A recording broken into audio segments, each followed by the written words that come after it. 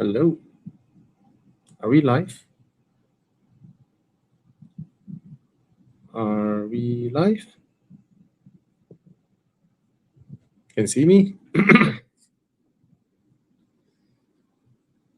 Oh. Sorry, I got a warning message saying that, oh, your live stream ended and then it started. So I'm not sure.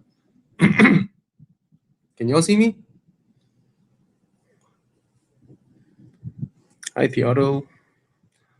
Okay. Hello there, Y28. Hello there, Rinesh Timoga 1343. I'll just wait for more people to come in and also wait for my colleagues to come in.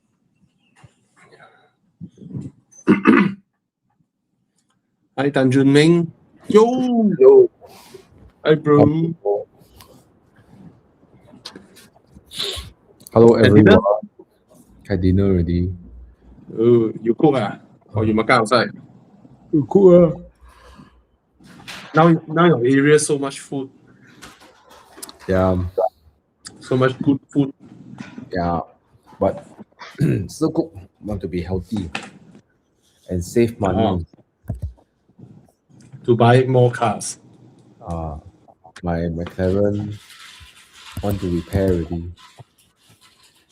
All the parts arrived already. Yeah. Yeah. Yeah. Well, car guy life. Yes, it is. Hi, Melvin. Hi, Max. Hi, Eugene. Hi, Reverend. Go ahead, ask questions. Hi, Bernard Koo. We have 19 people here. We can wait for more people to come in before we start. What is the most interesting car you've reviewed over the last, driven over the last 1 month? Because you've been doing last 1 month. The last 1 month is just Chinese. 中国车. They are the ones who are so active with. I mean, a lot of people misunderstood. They thought we only care to look for Chinese car to test drive. It doesn't happen that way, right? You have to be. They themselves have a list of media. You know, those who are friendly with them, they pass them the car first, and then after that they choose all like then they contact Qi Yang and say, oh, would you guys want to take the car? And then Qi Yang look at my calendar, got empty slot, then take it, right? So that's today MITI case. Oh, you heard about the whole MITI thing? What happened? I don't know, man. It's absolute. Our country, right? Malaysia would have been much better if the government just do their basic job of cleaning the drains, you know, making sidewalks, pedestrian walkway. If they just do that, I think Malaysia will fly. But they like to kacau. They like to kacau the private business, right? So, MITI go and tell because BYD was planning to build a large CKD plant, right? They want to invest in Malaysia, right? And these idiots go and say that, oh, if you assemble in Malaysia, 80% of the cars you assemble must be exported. Okay? The remaining 20% that you sell in Malaysia, right, must be above 200K. Must be above 200,000 ringgit. So basically, they want to protect the entire sub 200K market, regardless. So it's like, if that's the case, why do I even want to CKD? Why would I CKD? Why should I invest if when I invest, the deal I get is worse than I direct export to Malaysia and hands clean? Right? It's like, do they even use their brains to think before? You see, their mindset is this, their mindset is, all the cakes out there don't need bakers one, don't need bakery one. The cakes are memang there one. You know? Mm. And I want to eat my cake. I don't care about bakery or baker. You know? What kind of nonsense is this? It's like you ask people to invest in Malaysia. After they invest, 80% of the cars they assemble must be exported somewhere. And then the remaining 20% can only be cars that are above 200,000 ringgit. So they invest in CKD for what? Mm. Absolute. I don't know how to say this, but it's just, can we have someone who's qualified to sit on these ministries? Right? I've seen this guy's face many, many times.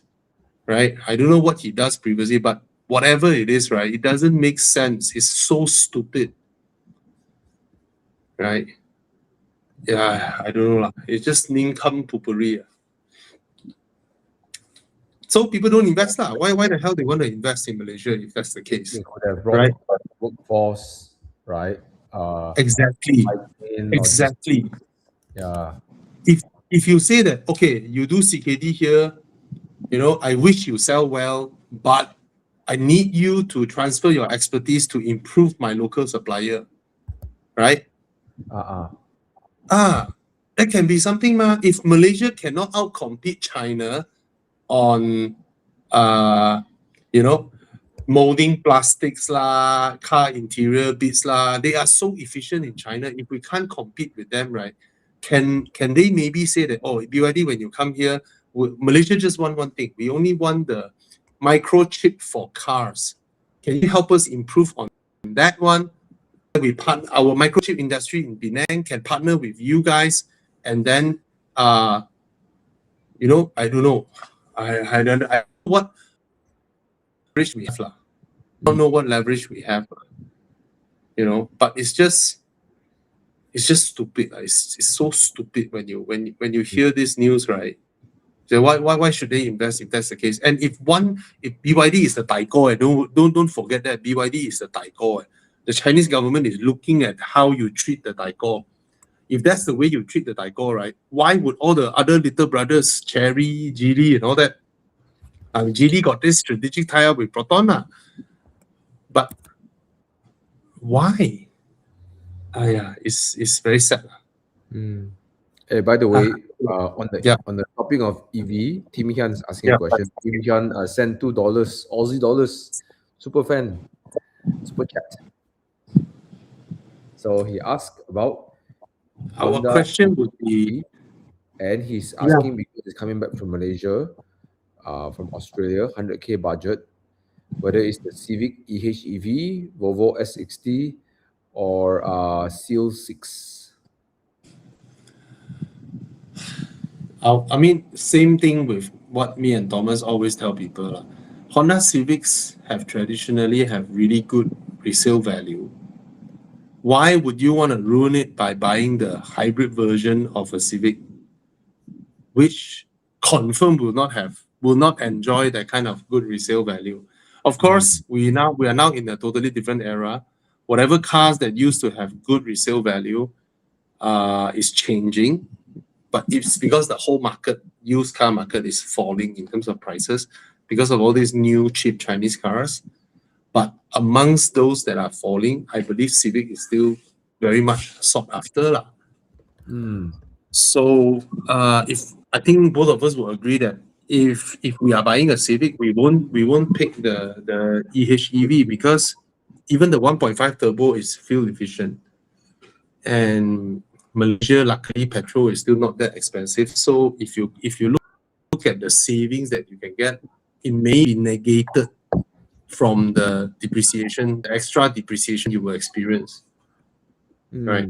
And 100K used car budget, I think the Volvo S60 is a bargain. But then running cost-wise, once the car gets old, all the ERAD motors and all that, those are not cheap though. The ERAD motor, if I'm not wrong, is about 20,000 replacement. And most of the hybrid Volvos, after 7-8 years, you need to replace that motor. They have a lifespan, put it that way. And a brand new Seal 6 is a bargain, man. It's 100K, it's such a big car. That's a bargain. The BYD Seal 6. 100K for a big sedan like that. Anyway, for those of you watching from YouTube, please give us a like. And if you haven't subscribed to Thomas, please subscribe to Thomas. Give him a support. And if you haven't followed us on our Instagram, on all that, give us a support by following us, And those watching from Facebook, you can share, but then Facebook presses down on live shows nowadays. Facebook is like, oh, I can't earn money from live show, so I don't want people to see it. But if you're from YouTube, okay lah. Support us and give us a like, or drop a comment, or subscribe to our channels anyway. I see you arrange. Is that your room, your new room? No, it's not. It's my living room. Yeah.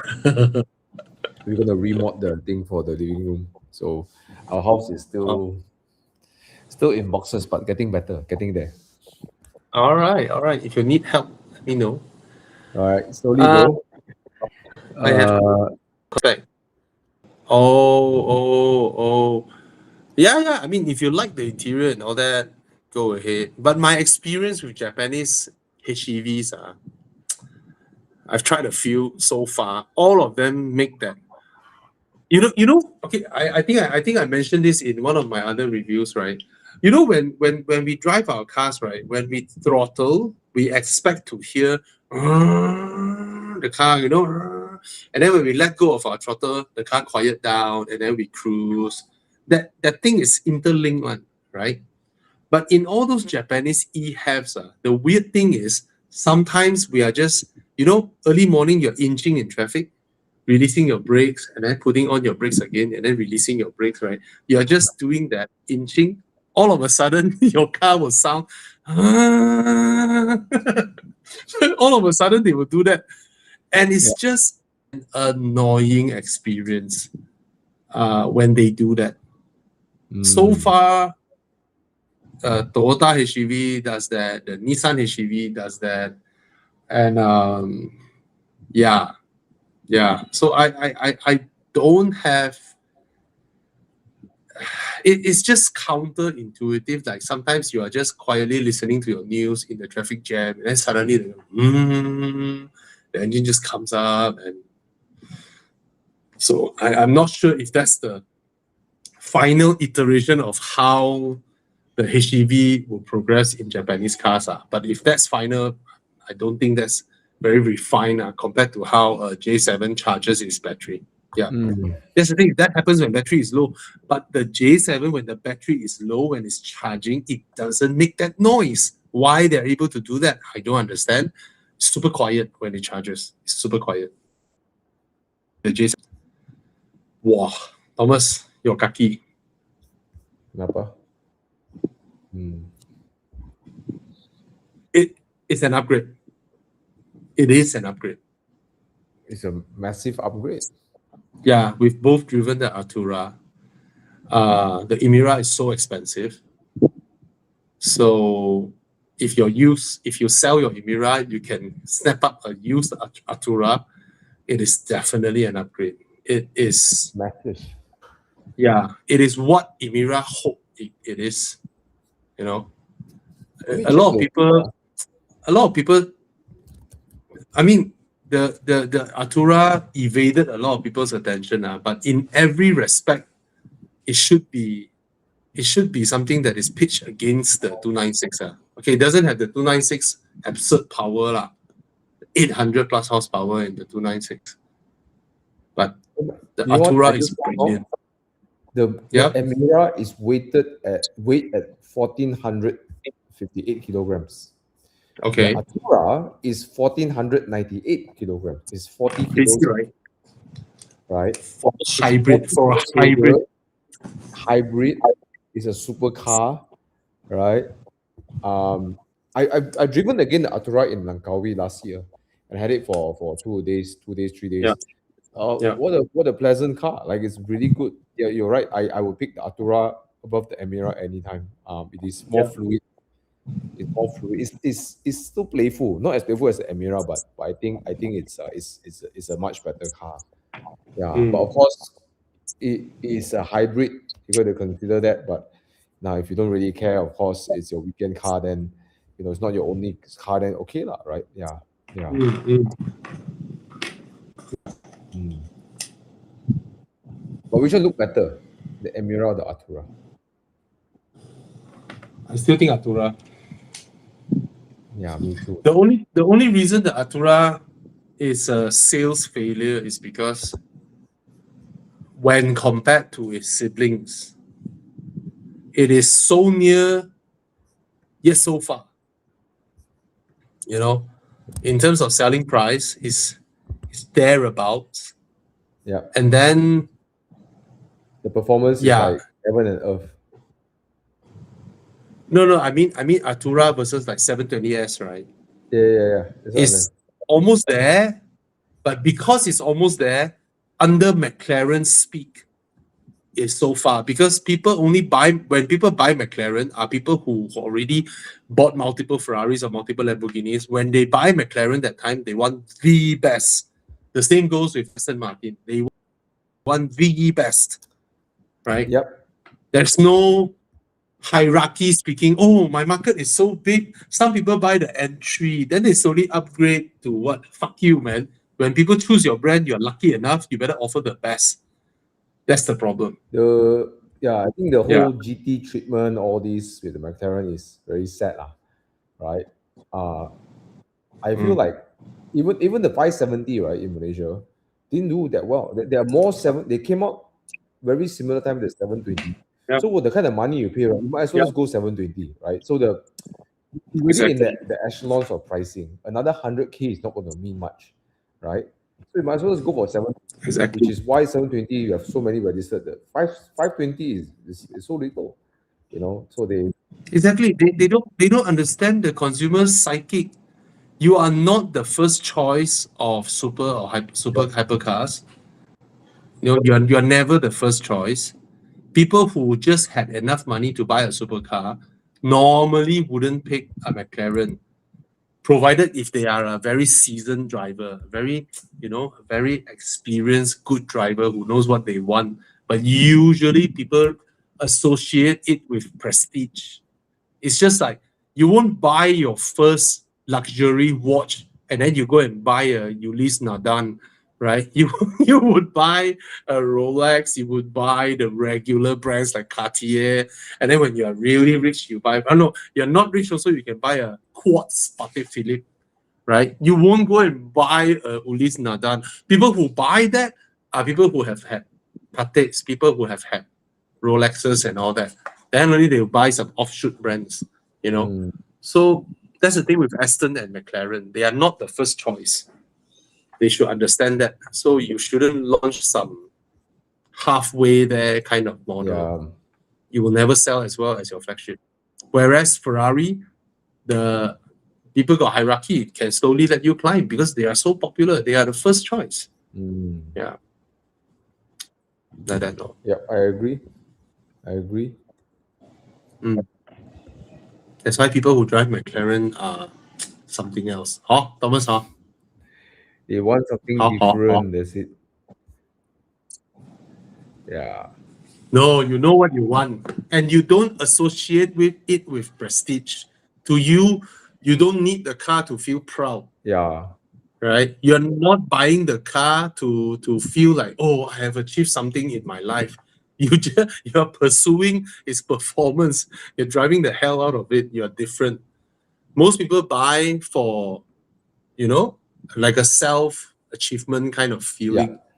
And they will go for Ferrari. Yeah. Definitely Ferrari will have more of that, or more appreciation by your peers and stuff. Yeah. Yeah. So just like the first luxury watch must be a Rolex. Yeah. I think they should just stick to 750S and that's it, right? 750S Spider, and then they can play with another LT, right? And at most, right, they want to boost sales, whatever. Rather than developing a whole new Artura, they could have done with like special edition, like maybe I know Aston is a very poor example. They did what Mr. JWW version, or some special version, like, let's say McLaren won the F1 championship, we can, do a special, maybe the carbon bits and bobs, you can go up the price 20-30% and you try to sell limited edition. I think they would have been more financially more sound if they actually did that, right? And I'm sure the fans don't mind to pay a bit more money for, like, oh, this is the Oscar Piastri one or the Lando Norris version, whatever, right? Like that would have been a better path rather than trying to do an Artura, for like nonsense, right? They could just stuck to 750S and give like special editions, Yeah. Yeah. But Anyway. I know why the Artura was created also, because of the stupid European politicians. They say that, by 2035, no more petrol cars are allowed in EU. So McLaren is like, they have to like, okay, we have to start conditioning our to rise them and then see how we transition them into EV. Yeah. It was all caused by the European politicians, the idiots. Yeah. Yeah. I'm sad, right? Yeah, lor. Oh well. McLaren. Come, let's see so many questions now. Wow, I got super chat. We get another super chat. Yeah. Oh. CX5. Thank you, Simon Boy. Don't know. I don't know. Launch, right? I think with how the world is going now, expect another round of huge price increase, which is global in, which is how they rob our fortunes away, which is how US is compensating. US has been printing so much money, so they need something to rationalize global inflation and force everybody to absorb it anyway. So, expect our buying power, global buying power, to fall by another 30% in the next 1 year period, which is how they rob us normal people. Yeah, which is how the Epstein class robs us anyway. So, oh well. Yeah, so the price might jump, lor. Yeah. But I think Malaysia will try to keep it within a certain. They can't do 200 lah. Very hard to sell already lah. Yeah. If we don't have stupid ministers, if the politicians leave us alone, Malaysia private sector. Malaysia private sector is the one that is keeping the country alive. Yeah. It's the SMEs. It is the private sector that is doing our own shit, working hard, paying taxes, paying EPF, SOCSO, and all this for our staffs, creating businesses.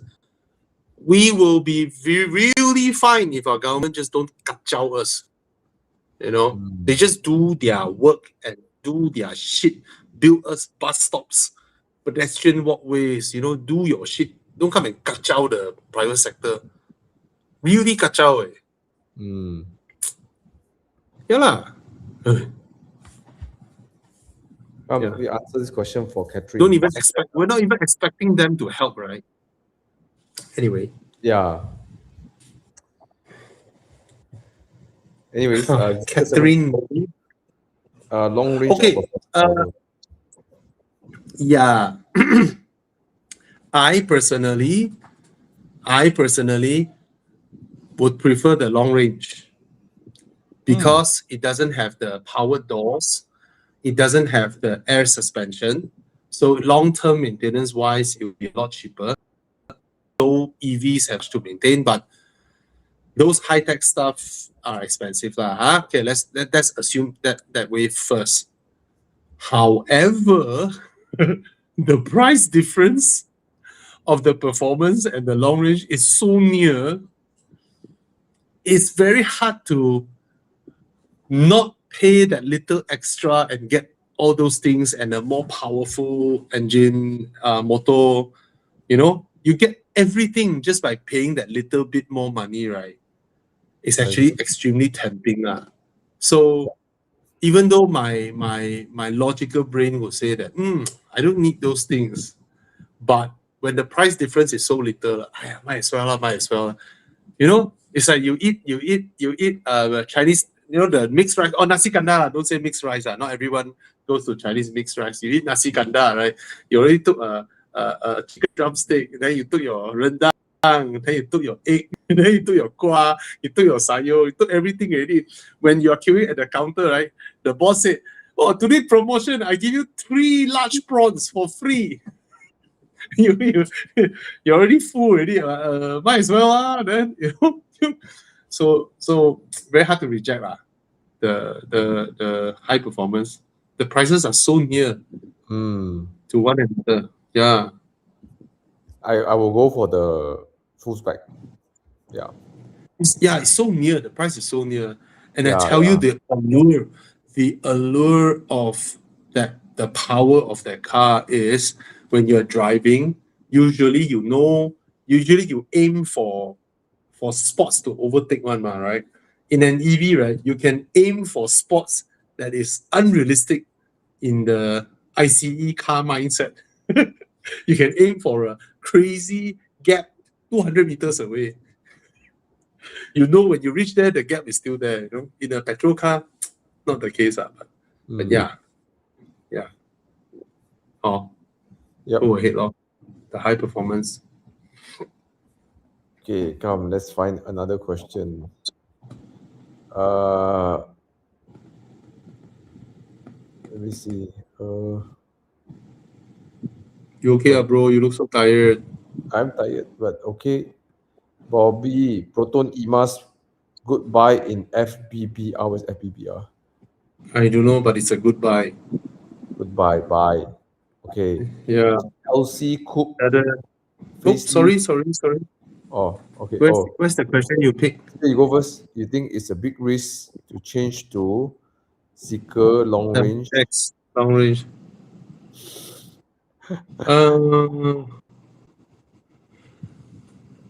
I think it should be able to cover it comfortably, but no, that absolutely no problem at long range, right? Absolutely no problem from KL to Penang.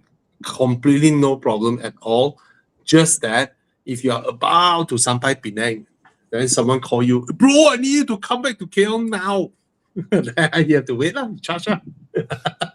So that's the thing, right? Other than that, no issues at all. If you have a full charge, you want to blast from KL to Penang, no issues.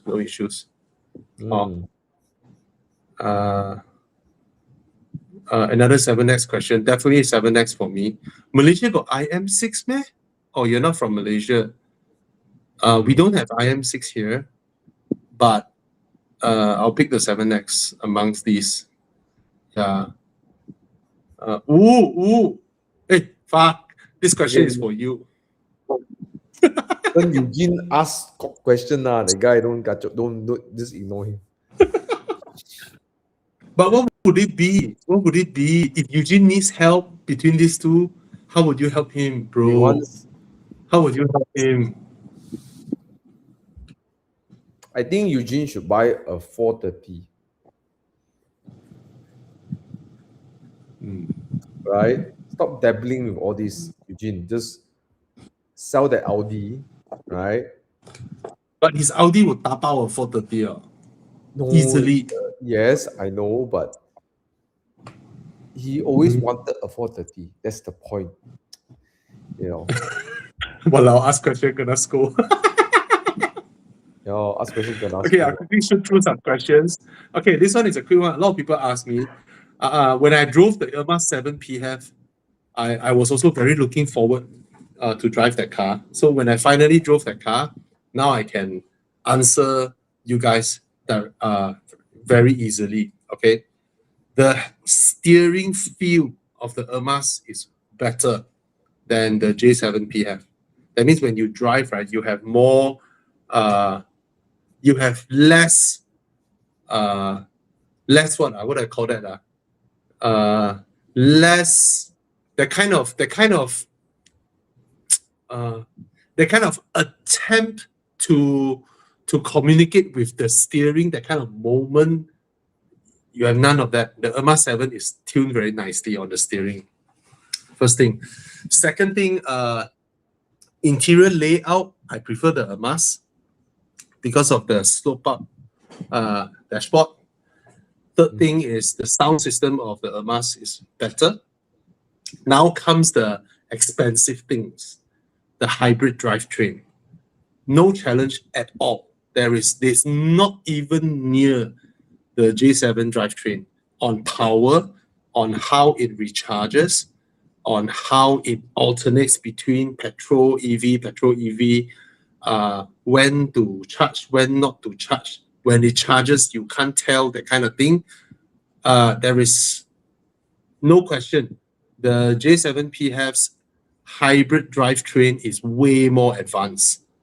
Yeah. But there is a huge price gap between them, 30,000.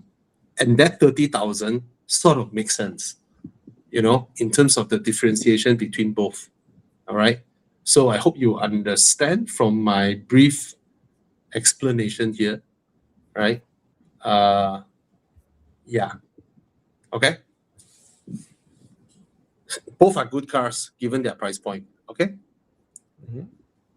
Zairu is Steering asking, dampening, Dana said. Oh, okay. Zairu is asking, looking for second car. Twice we let's help him out. C30-ish, like small but able to stroller, small back, good ingress, out, fuel consumption, good handling. Then C30 lo, CX30 lo. Zairu, it will be better if you already have a budget and then you sort of you're eyeing a 2 or 3 and then you need our help to finalize, you know. But an open question like this, we can't be wasting everybody's time, go into Muda and then one by one and then ask you what's your budget. You know, we can't do that. We are not your private concierge in buying cars. But if you have a feel like, oh, between these two, which one should I get? You know, I'm troubled, then we can probably do better. All right. Like this one, Lim Sim 8983, Civic FE or Golf R line, to pick it as a daily car that give a good feel, ignore the practicality. Civic. Yeah, they actually drive very similar. The Civic actually drive like a VAG group car, and it's so much bigger, you know. Resale So much, value. so much more dependable. Your Golf R line, the second value will tank like crazy. Unless you buy already second hand. Then Yeah. Golf R line, how much is it? I don't think it's second hand is that much better. Yeah, don't be bothered. It's a 1.4, you know, PCT. The second hand people will have to Yeah. sell. 111. What the heck? Right? Don't go for Civic. Yeah. Go Some for- cars, right? Some cars look like they have good resale value, even though they are pretty cold or left field, solely because not many people buy them. And the seller don't have a benchmarking, you know. What's your take between CX-8 and CR-V? I'll take a Mazda anytime. Anytime. Mhm. Yeah, CX-8. Yep. Okay. Better interior quality. Mazda 3 2-liter or Civic FC. Oh, 2018 Mazda 3. I'm doing sales, need to fetch baby. Have another CX-5 as family car. If you need to fetch baby, take the Civic FC. The rear seat of the Mazda is practically useless. Yeah. Not that bad, but small. Yeah. I think the useless one is the Ford Focus interior. Okay. This one is another case. Mechanically, drivetrain, motor, you know, ADAS, software, everything. The Model 3 is actually a superior product in terms of software, in terms of adaptive cruise control, in terms of battery management, how the car drives, blah blah blah blah blah. I like the Leapmotor B10. I really like it a lot. Because for a brand new car, 100K, there's so much improvement, and I think the car looks good and it's practical. But in terms of the drive, even though it's slightly better than the C10, I don't think it's anywhere near a Model 3 lah. But I absolutely hate the Model 3 interior. I cannot tahan that kind of interior, you know. It feels like, I'm gonna say this, it feels like I come home after somebody has robbed my home empty, left me with a sofa and a TV, that's it. I don't love interior execution, like the whole car is just empty. I don't like it. I really love Leapmotor's interior, very plush. You can feel that they're putting a lot of effort in that. And for a brand new car maker, just their second model, right? They're doing a damn good job in their execution. Again, Chinese cars, just the drive is not there yet. Okay.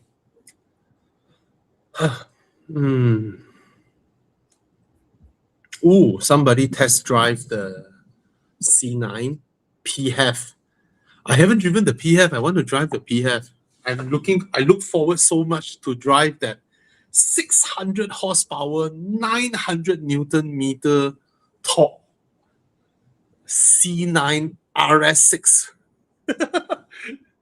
I like the car. You know, it's very substantial, very hefty, very luxurious feeling. And if the J7 PHEV is any measure, I would go for the PHEV because I'm very, very impressed with Chery Group's hybrid drivetrain. So far, of so many hybrids, plug-in hybrids that I've driven in Malaysia, I know BYD have something called DMI, but they haven't entered yet. But so far, they are the most impressive hybrid drivetrain out there so far. I'm not just talking about the power output. I'm also talking about how they manage the fuel consumption, the battery recharge, and all that. They are so far ahead. I thought the Geely Group's hybrid drivetrain would come close, but after driven the Erma 7 one, it's not bad. Okay, compared to Europeans, the Erma 7 one is still more advanced. Just that the Chery Group one is still better. And I have a soft spot for Geely Group cars actually, you know, but it's evident they are very advanced in their hybrid drivetrain. Yeah. Thomas, GTI or A35? GTI. GTI, but Mark 8 or? Yeah, but I mean, both also not nice. I prefer the A35 over the Mark 8. If it's last time Mark 7.5, then I will answer the Mark 7.5. But if it is Mark 8, I will pick the A35 lor. Actually, yeah, that's true. I'll go for A35, knowing that I won't be happy neither. Why not a Renault? No, you went, bro. You have to imagine back when you were those days when you are earning about 15K, 20K a month. Yeah, right? And you dream of GTI back then. Or Right? why not a Renault again? Renault again. No lah, of course it's not the practical one lah, because it is quite stiff. You know, it's not the most friendly of rides as well. Yeah. Okay, there's a big. I see a young man driving an A35. My mind will be, oh, this guy got girlfriend. I see a young man with a Renault Megane RS. This guy always wang himself. What the fuck? Single. Yeah, you pick up the girl in Renault again. It's like, what's hair like? The Potong Satria. Yeah. Not bro. Yeah. Once delivery guy came, you know, like the Grab guy, then I was so happy to be there, so I parked my car, wait for him to come. He said, wah, ini kereta cantik ah, ini Satria baru ah. No, Suprema. Yeah, Suprema. The guy who drive a Megane RS is the guy who tell the girlfriend, do you know spaghetti bolognese, right? It's just banh mi with tomato and What the fuck? and grounded meat. The fuck? They overcharge you, you know? They overcharge you. But A35, 835, go for it, Sheldon. I think it's a, yeah, you're right, it's a better built Yeah, car. Yeah, yeah, for young Because man, Gen 1, then never 835 mind. lah. Yeah. Yeah. Okay, so his Recon 2024 IS 300 or used 24 Golf R replaced by Honda Civic. IS. Congratulations, first of all. It likes a fast Conti car but constant maintenance coming from Honda City. Lexus is all-rounder comfort. Lexus. Just get the Lexus. I said to say, right, this Gen's Golf R is a bit lackluster. I think there are two reasons why, right? One is of course the actual drivetrain itself. I don't know why the ECU the car doesn't feel as rapid as the previous Gen 1, right? That's the first thing. The second thing is in 2014, Golf R with 300 horsepower is fast as fuck, right? It's now in this day and age, 300 horsepower in the hatchback is like, yeah, right, sure. It's not the EV kind of thing, but I don't know how to describe. It's just like, yeah. I also chase after Cass in a Renault Megane Scenic 5-seater MPV. So you with see, no aircon. Renault can call Louis one. Renault call Louis. See. Anyway, just now that guy's question, get the Lexus IS 300, but you'll be surprised you have less leg room than your Honda City. Right, but get the Lexus IS 300 lah, because I really think that will suit you better if you're not ready to have downtime in your cars. Anyone who asks us questions, options, there's a Lexus. We just tell you to get the Lexus. All right. If Lexus comes across your consideration, we will just tell you get the Lexus. All right, because they really. Unless they say I want a nice driving dynamic car, like should I buy a 330i or a IS 300? I like driving. Then of course, then only those cases recommend the other way. But usually when they have Lexus in their option, right, they usually add a criteria. I'm scared of high maintenance. But part per part, that means if you're buying parts, like if both cars are going into workshop to do the same fix, like you go BMW, you go Lexus to do the same fix into mechanics, I almost can guarantee the Lexus will cost more, but chances of things going wrong is way lesser in the Lexus.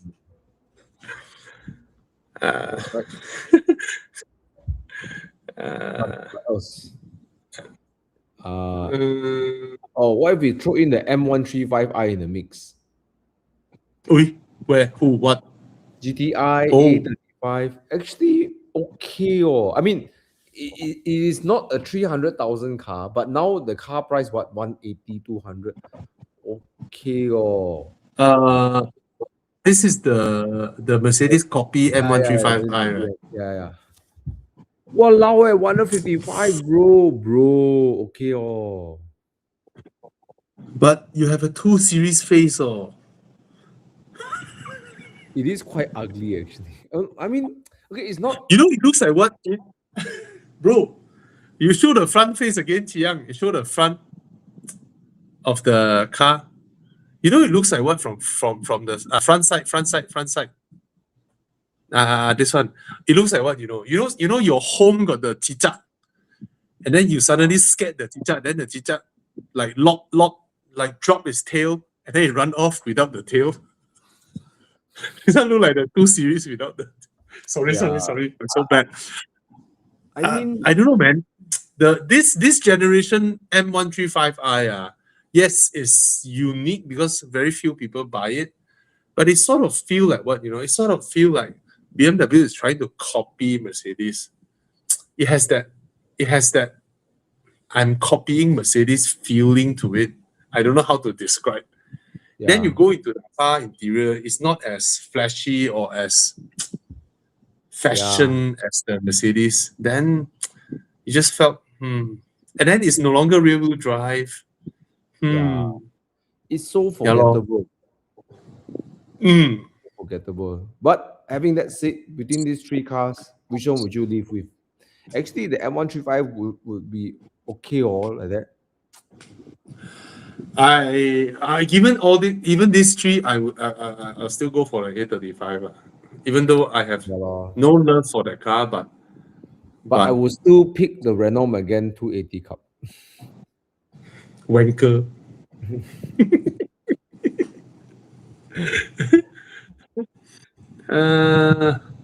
Why my chat doesn't? Oh, I didn't scroll it. What's our take on the meaty thing? We already said that when we started the live show. Yeah. Government should leave private sector alone, and these idiots shouldn't be sitting in that ministry and become the minister when they are so dumb. Right? Absolute idiot. Just step aside and basically fuck off. You know, you're not doing any good for the country when you do this kind of nonsense. You know, it's nincompooperi. I really don't like this seasoned politician merry-go-round between ministries. Can we put someone that is actually good in what they are doing there? You know, but that's the problem with so-called universal suffrage liberal democracy, or what China calls procedural democracy. Oh, we went through election. That's why we are legitimate. Just put people who are qualified there, really. These stupid people. Okay, late 20s not settling down. Planning to upgrade 100,014 Vios to Civic. Get a Toyota 86. Go 86 lah, bro. Just do it. Okay. Oh, he said keep the Vios and get an 86. Yes, 2 cars is always better than 1 Go car. for it. You're not thinking to settle down anyways. Yeah, go for You it. are a smart person, Andy. You have your Vios, your trustworthy daily 4-door sedan, and then you have your sports car, which is your dream car to enjoy. Smart. Yep. What thoughts about Oh, Jito? I really want to test drive this car. Bro, this car looks like a G-Wagon / Wrangler or the tech, and it's 150K, bro. It's 150,000. It looks like a It looks nice. It looks like yes, it looks really good, and it's not small, and I've seen online videos. It has really smart 4-wheel drive features, even though it's not a body on frame that can lock the differential and all that, right? But it has very smart software, and all that. So I really want to test drive this car because I think it's an absolute bargain from paper, from what I'm seeing, interior, exterior, everything. 150,000, bro. There's a Jito dealership near my house here. Okay, I keep seeing the silver one, matte silver going on. It's really good looking. I think it's really nice. The design is absolutely nice. Yeah. But I just posted a car, right? Chiang, you search IM Motors LS8. IM Motors LS8. You search this car and show everybody. I just did a post on Horizon, right? This car, this car. Show a nice picture, just blast it up, let everyone see the car. So, Thomas, this car is larger than the XC90. Okay. It's a plug-in hybrid. Pure EV range is 400 km. Okay. It has 3 rows. The massage, right, is the OSIM massage with the mechanical hand one, not the air bubble one. Okay. The floor of the car is using those, those yachts with the deck, with the basically the floor of the car is the same as those yachts. And then it has a range of 1,650 kilometers when it's fully filled up and fully charged up. Bang & Olufsen sound system, fridge lah, everything. Jiang showed the dashboard. the dashboard of the car, you have to search. This car is huge. In China, the selling price is 151,000, bro. Huh? What the heck? What the heck?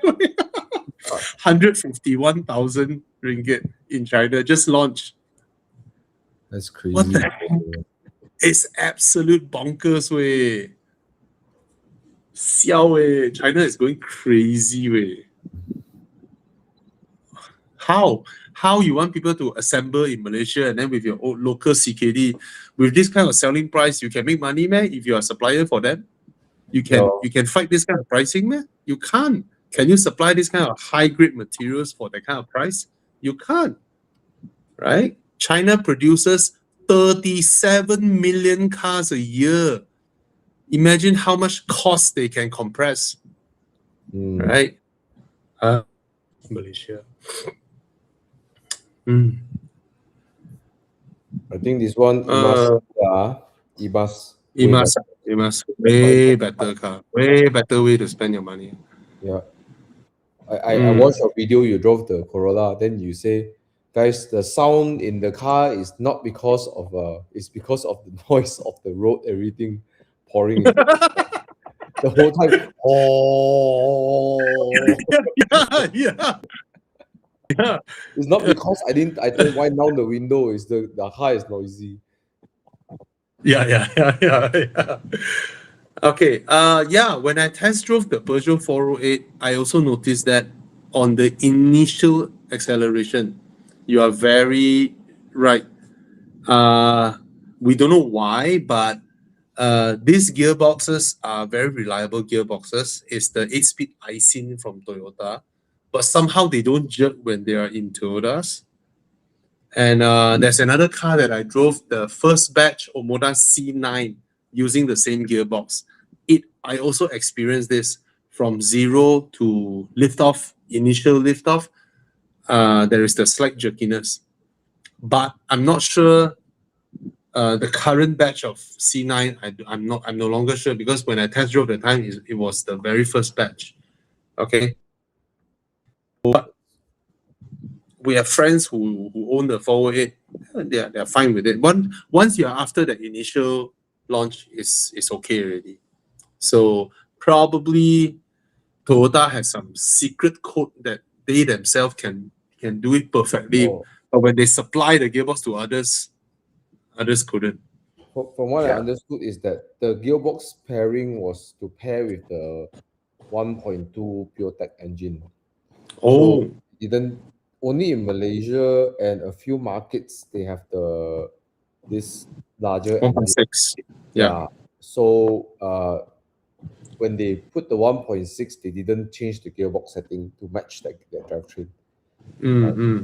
I see. Right. Yeah. This question is interesting. Second best, no, you just buy the 7X, which is 400,000 ringgit cheaper and is better than the Macan EV. Okay, just get the 7X. But it's 400k cheaper but better. Some people don't want the Zeekr because don't have the 保时捷 logo, the Porsche logo. But I know so many people who dropped their Macan EV booking after they test drove the 7X.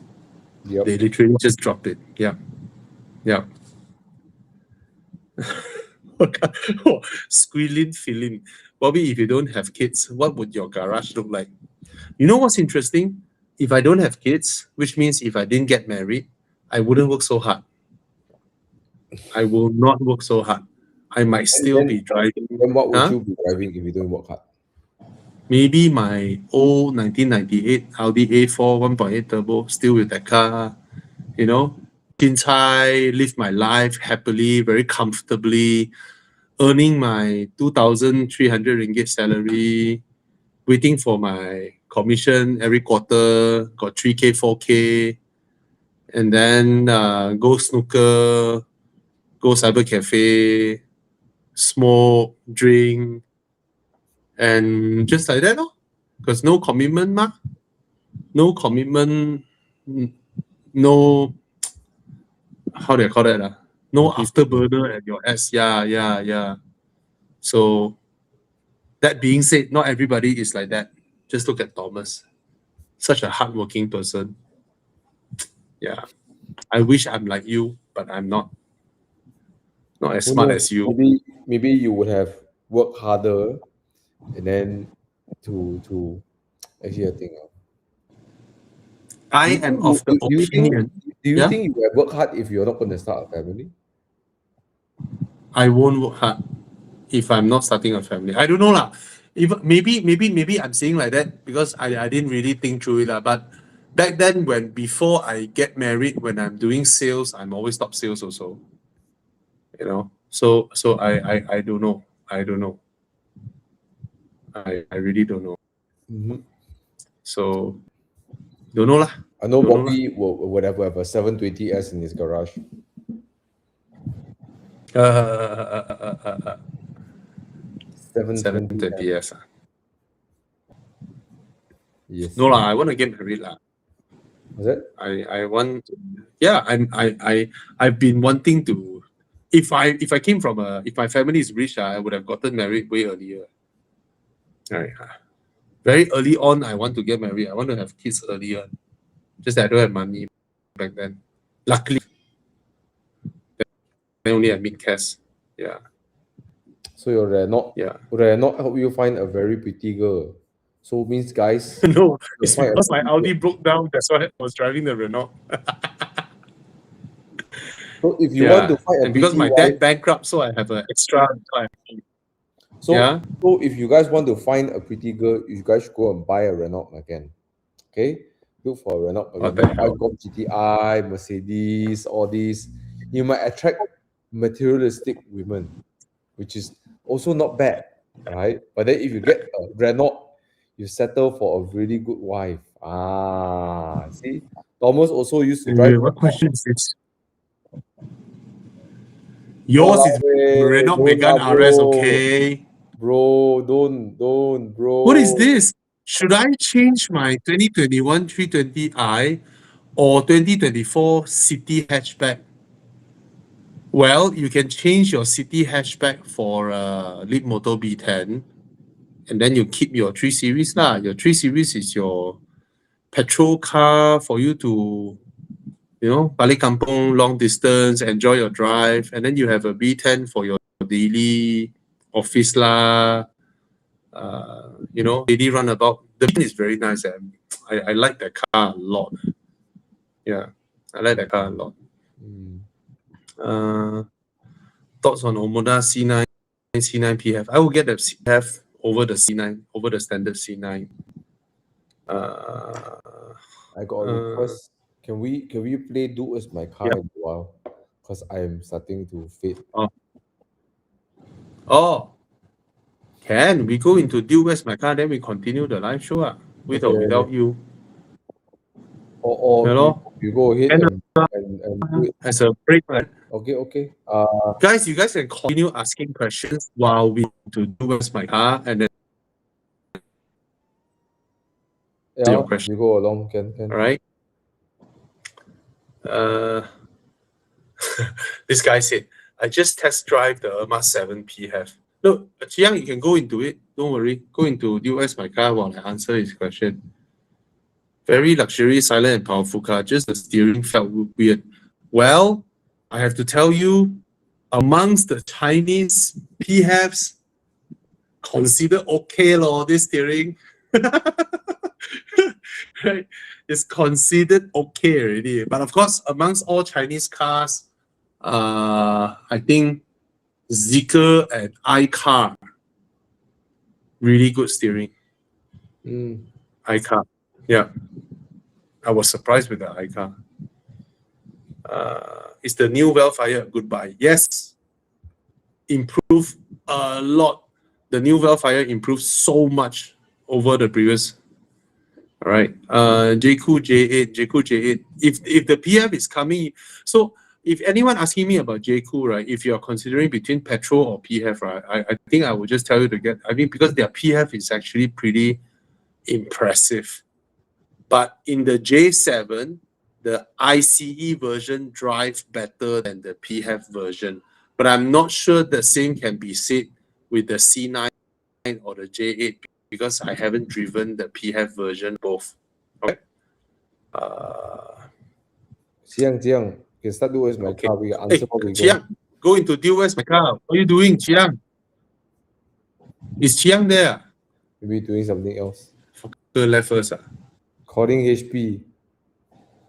Oh, he's on the phone with HP. Oh, he's on the phone with HP. Okay. Yeah. Okay. Right. We wait for him for a while. Yeah. What time But- you wake up this morning? Early, but this is the one last night. But usually around 9 o'clock, I already jialat when 9, 10 o'clock. Oh, okay. You're an early guy. Oh, yeah. Come Okay, let's see. guys, those who want to join US My Car, you can scan the code. Oh, tonight very few people, only 34 people live here. I think some live session with some other channels got disconnected. Yeah, I don't think I think so. Yeah, I don't think Maybe all it's of it. disconnected from my channel. No, it's all connected, but I think it's not Or telling it up could be right disconnected numbers. from. Yeah. It's not telling up the numbers properly lah. Anyway. Yeah, the based on the response is more than that for sure. Yeah. Can give opinion regarding GWM Way G9. I think the price is very, very interesting. I saw the car the other day. I haven't driven it, but the interior appointment is so plush and the selling price is so cheap, 270K. Yeah. So I think a lot of people are buying the car, but I haven't driven it. Upgrade from Myvi X50. Yes, go for it. It's a Subaru Forester 2-liter worth buying. Let me know the price. If you're going for a older Tigo one, Cross HEV. I think 18, okay, because like 50K, 60K, damn, jacked up.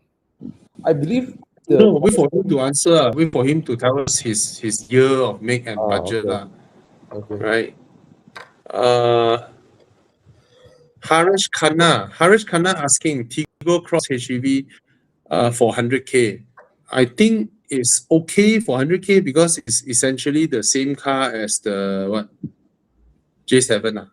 But Cherry's design, I'm a bit like that. I prefer the J-Cool design more than Cherry. But I see a lot of people buying them. Okay.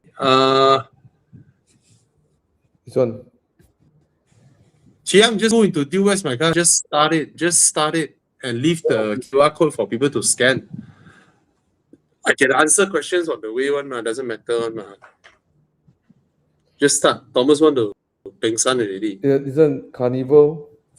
Chiang. Jiang is not there. It's okay lah, bro. Come, Bobby, you're considering. Oh, due to diesel price. Sorry? Would you change your 2023 Carnival to Alpha? Yes, sir.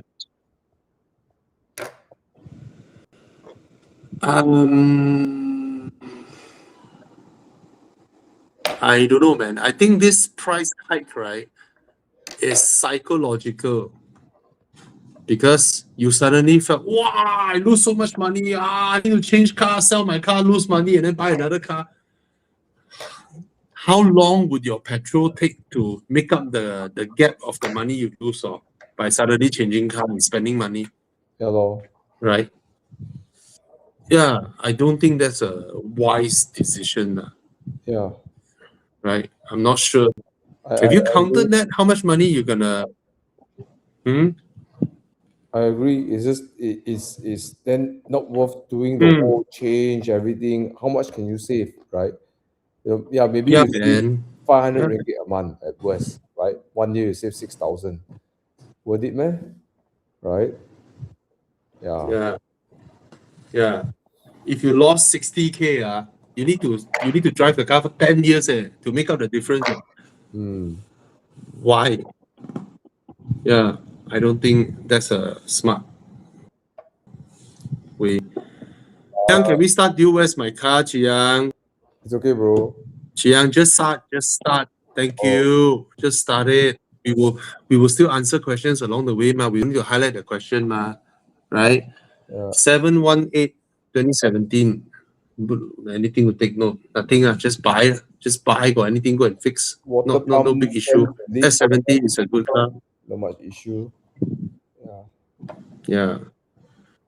S70, good car. GLC 300 Coupe. Oh, I like the GLC 300 Coupe. But it's a 2020. No, like, get a 2022 X4. La. Get the X4. You're right. Okay. Come, round one. What do we have? Faster. Yu, Faster, round one. What's this sloping roof thing? But then, well, Thomas, you really want to faint already. It's okay, it's okay. You okay? Mazda 6. Mazda 6. Walao eh. 25,000. Mazda 6. What the fuck? Oh my god. But this is the first batch. Okay, come. What's the next car?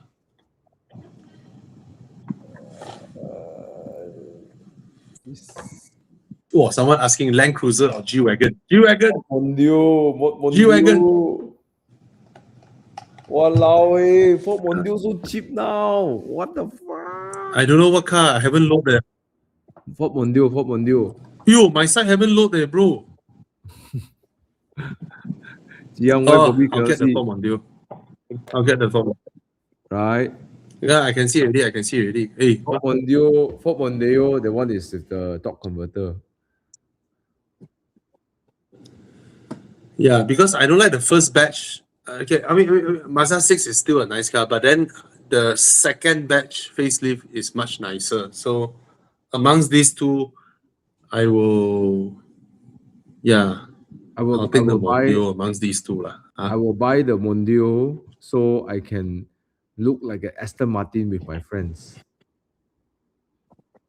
Fuck you. Wanting to get a second car, mini hatch 2021 JCW. Yes, it's a good idea. Go for it. Okay. And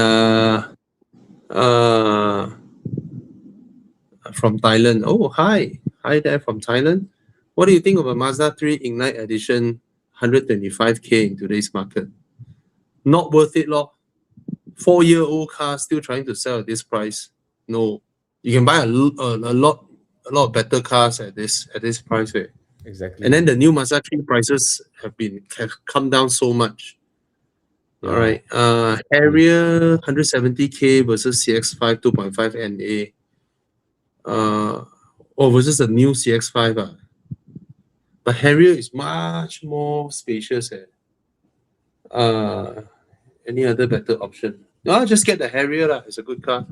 Yeah. iCar 03 or V23. I prefer the V23, but I heard from iCar salespeople the V23 doesn't drive as fun as the iCar 03.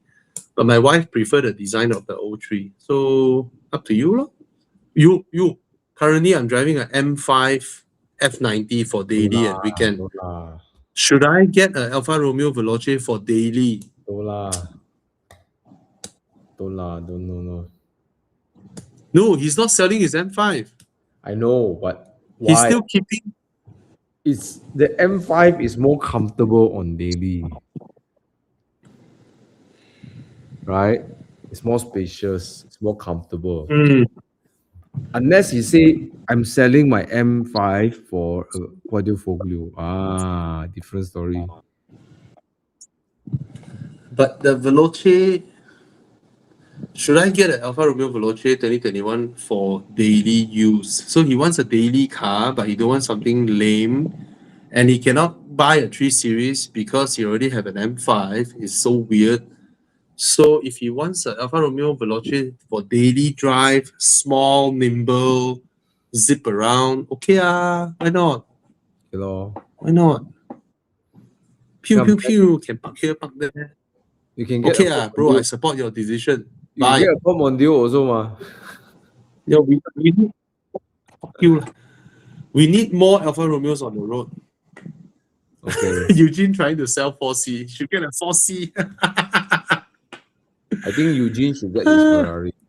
Hey, continue. Xiang, just continue. Don't care what I'm talking on the questions. You just continue the where's my car. Come on. Don't drag. Our friend is dying here already. 335i. Oh, guys, if you saw my name there, Guys, if you saw my name there, any one of you who are buying a brand new car can extend your warranty with us, right? The manufacturer give you 5 years, we can give you another 5 years. You still service at your manufacturer workshop, right? We can extend it for another 5 years for you to 10 years, and after 10 years, we can give you a different plan and go 15 years. So do inquire from our Facebook Horizon. You can PM us on IG or Facebook if you want to extend your warranty. Okay. M2 166,000. My God, the prices. Okay, what's the next one?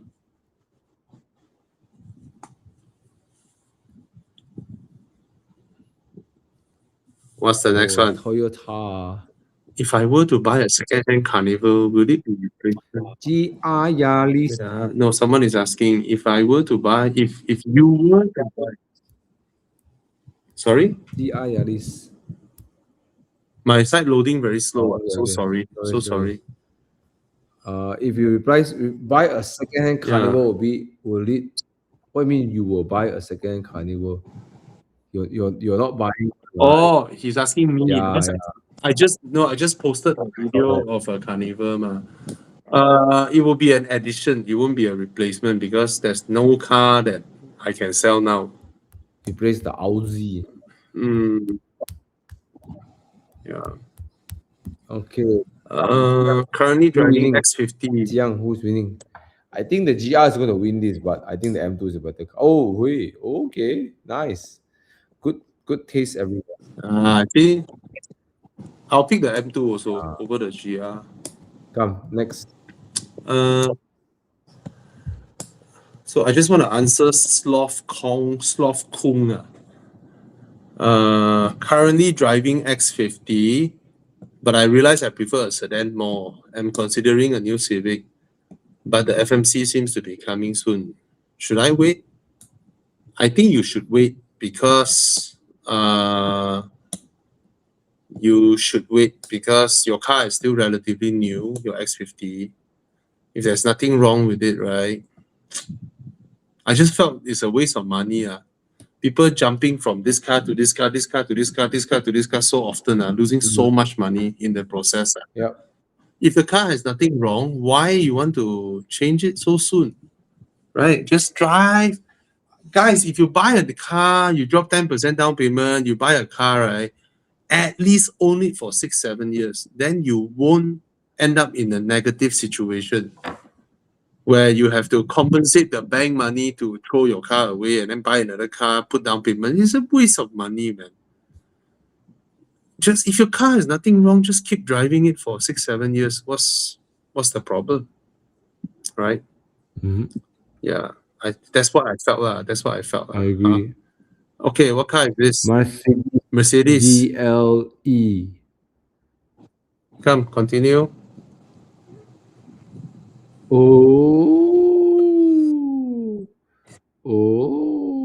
GLC 63. Oh, yo. GLC 63. Okay, what else? Oh, this is nice, man. Today I just saw one. Oh. So I just Chris Chu. Given that nowadays Chinese car packed with so much tech and bargain price, would you consider China brand overuse German car for fun? The problem is this: Chinese cars are not as fun as German cars in terms of drive. For people like us who love driving, we will bite the bullet, swallow the fact that our cars don't have all these nice new features. It's incomparable in terms of interior fit and finish lah, in terms of the tech lah, in terms of comfort lah, interior appointment lah, it's incomparable to Chinese cars, right? I'm talking ICE lah. But German cars are so nice to drive. But in the EV environment, I think I'll go Chinese. I'll go Chinese in the EV environment. If it's EV cars, I'll go Chinese. I'll definitely go Chinese. Yeah. If I'm buying a GP. Let's see voting. Yeah, if I'm buying a GP. Wow, no fight. First got GLC got But I'll pick the X3M though. Yeah, me too. Cause can drift. But don't know lah. The GLC is 4 liter, 4 liter. And then But totally different maintenance. One is a 3 liter, one is a 4 liter. Totally different. Cost of ownership is totally different. And 4 liter is 6,630 ringgit every year in terms of road tax. X3 road tax is 2,100 ringgit. Yep. But GLC Yeah. got the Thomas, brap. yeah, but Wow, if okay. if you buy the X3M, Thomas, you go and file away the X3, the M. Yeah, then leave it as extra. Yeah, Come, let's go. yeah. Come, continue.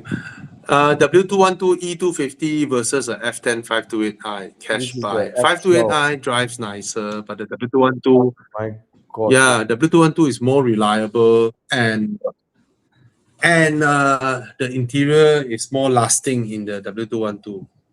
So yeah, but it's I'll pick the 5 Series. I prefer the drive. Yeah, I prefer the drive, the engine. Oh, yo, you used to like this car, bro. F12. This one, interior red color, then weird. Anyways, what's it going against? Aston Martin. Oh no. Ferrari What new, man? 488 Cannot be Spider. this kind of pricing.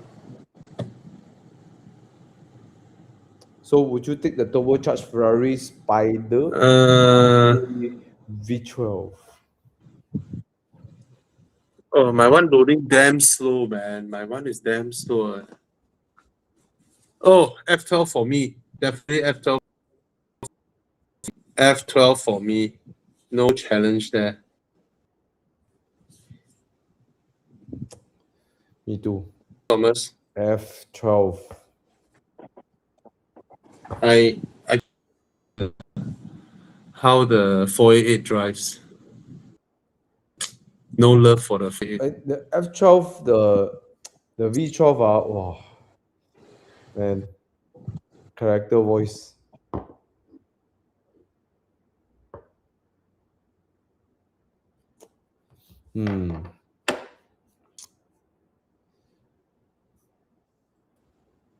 What if can enduro F12 that epic.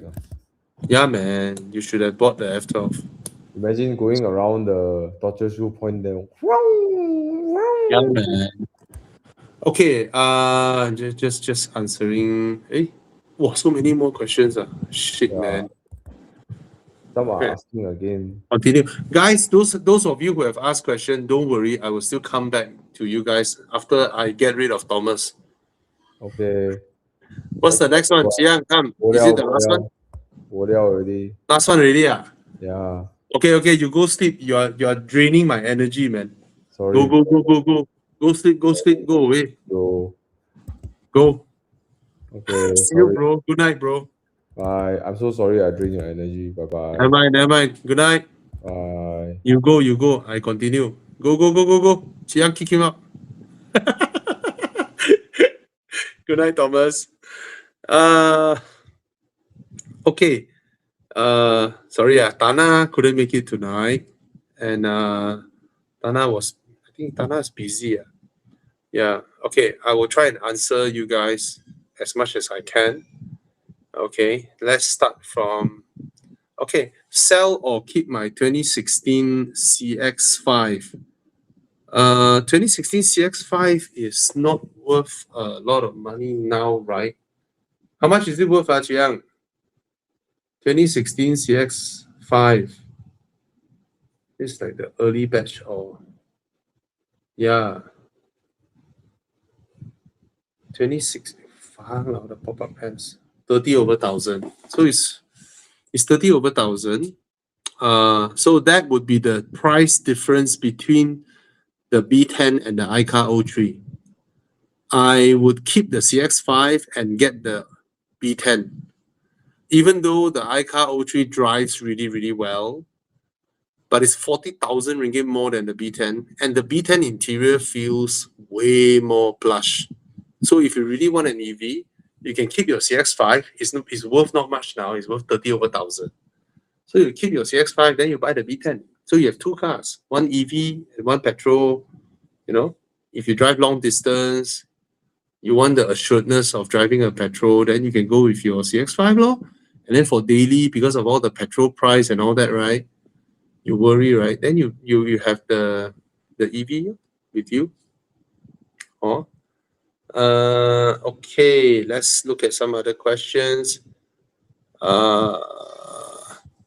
Budget 120K cash buy, one a Porsche Macan. Yeah, just buy. Easy to maintain, not a lot of space, but such a fun car to drive. And I think the 2-liter turbo is enough. Don't get the 3.6 Macan S, you know, all that. That's a nonsense engine. Old engine, it feels so sluggish, the engine. Even though it makes more power, you know, when you really push it. Okay, so WDTV, 160 to 240K budget. Oh, can you please narrow a few choice, then I help you choose within your choice.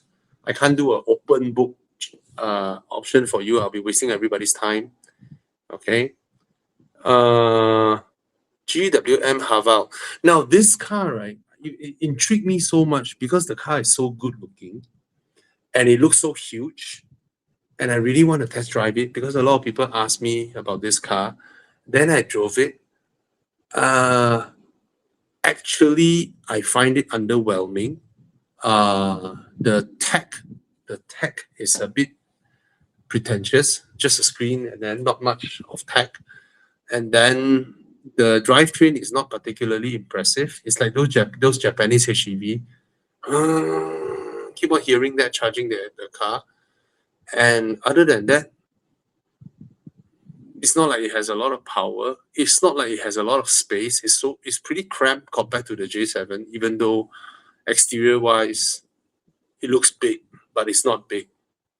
And it looks modern, and then the drive is pretty underwhelming. The refinement and all that, but it's not expensive. That's the whole thing. It's not expensive.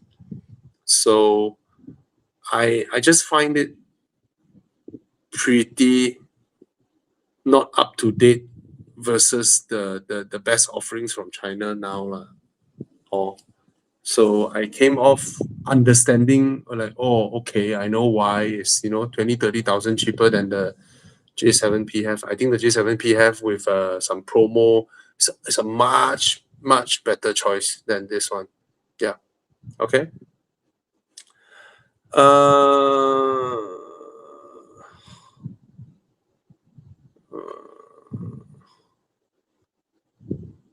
What other better choice?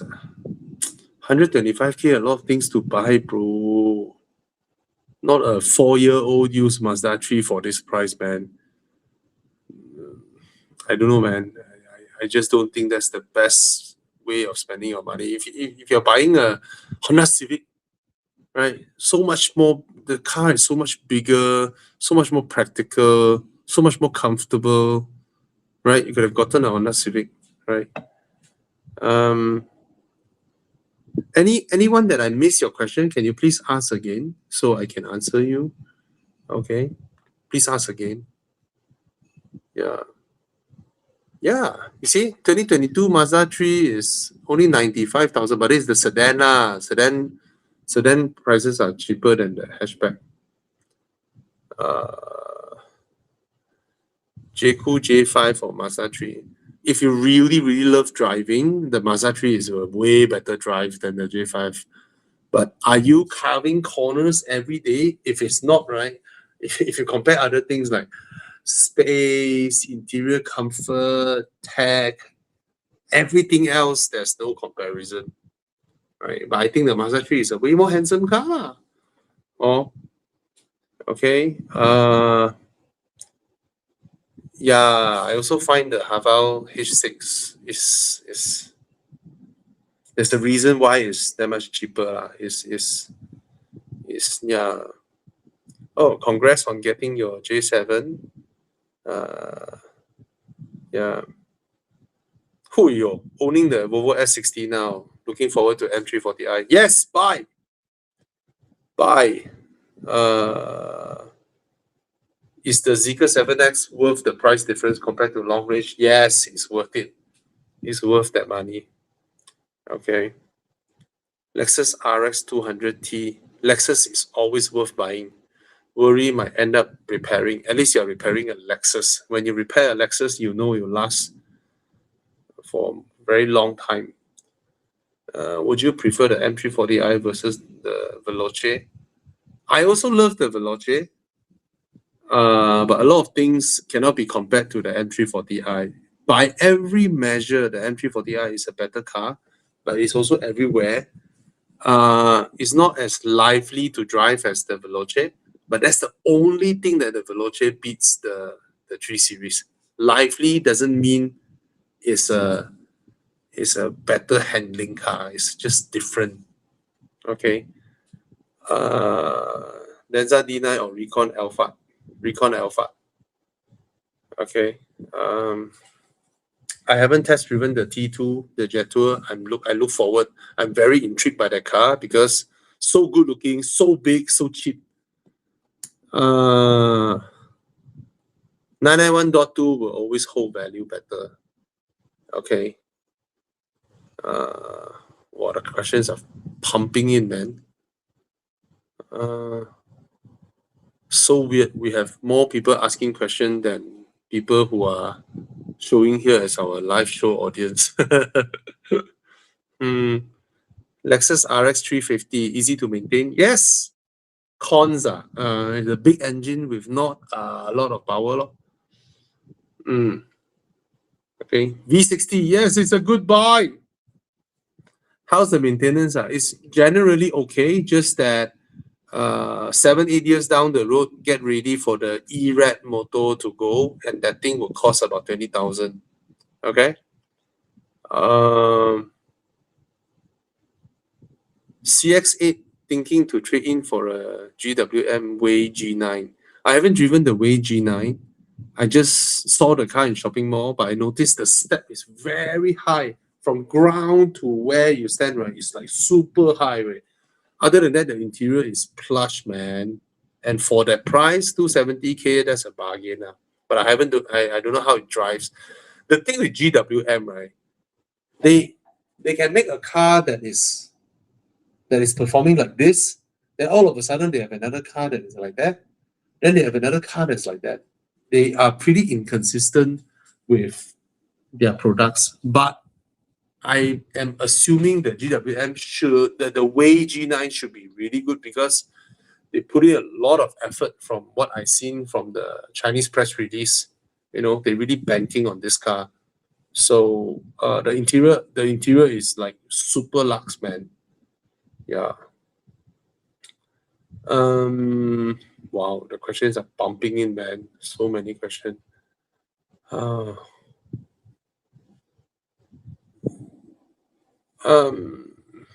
Sorry, I can't suggest a seller for 86 in West Malaysia. There are so many dealers.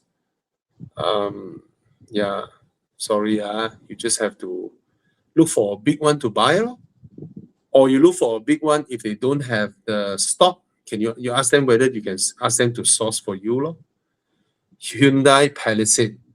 I'm not sure, but yeah, I think it's damn good looking. But globally, Hyundai might do a global recall on the Palisade.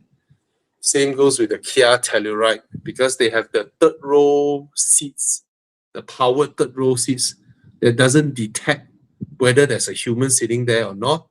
And just 2 days ago, the third row seat clamped a 2-year-old girl to death. Right? She's 2 years old. She's playing around, in the car. The car wasn't running. The mother was just letting the kids playing in the car, and then she accidentally pressed the button, very easily reached one touch, and then the whole seat just fall and pressed down on her, very strong, pressed down on her, and then she died. The mother couldn't raise the seat when he's pushing it down. So Hyundai has issued a recall in US. I suspect it will go global. They just need to fit a sensor there. When you sense something, you should come back up. You shouldn't keep on pressing down. And the motors are so powerful. But it's a damn good looking car, man. The Palisade. I have to say, man, this Palisade is so good looking.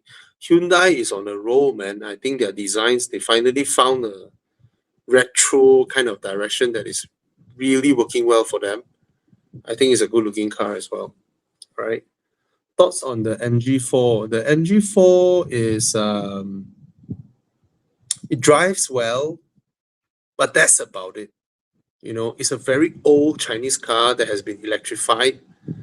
The interior of the MG4 doesn't feel like a Chinese car at all. It feels like some Japanese car, you know, hard plastics everywhere. But it's a relatively good looking car, drives really well. Yeah, all MGs drive really well, but it's just so plasticky inside. Yeah, I'm not fond of it. Yeah. Is the Mazda 3 really underpowered? Actually, no, because the 2-liter is also underpowered. So, okay can drive lah. You know, on the highway, you see a Myvi 1.5, you let the Myvi pass lor. Like that only lor. 2025 2-liter Forester. Is it good? My plan to use it for next 10 years. I think, yeah, Subarus are good cars, man. They make good cars. Would you recommend a Mustang over an M2? Very interesting. No, but I think the Mustang is a better looking car actually. It's more handsome. Yeah. Mom needs a compact car, city hatchback or Mazda CX-30. If it's for your mom, buy the cheaper one, no? Right? And the city hatchback has more space than the CX-30. Provided your mom saw the Mazda's luscious red color paint and then she says she wants that, then no choice lah. Woman sees color, woman sees design, woman sees and woman touch the interior and all that, right? So they might prefer the CX-30 because it has a much higher grade interior, you know, more luxurious.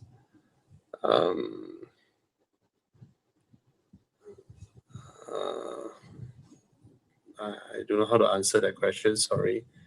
MG's handling better or smart? I would say MG handling is really, really good, but I had more fun behind the smart because it's a combination of things, I guess. How the car looks, how its interior looks, and the sound system, the interior, all that. I think I go with smart lah, but the MG handling not bad at all. Yeah, probably slightly better, but both are really good lah.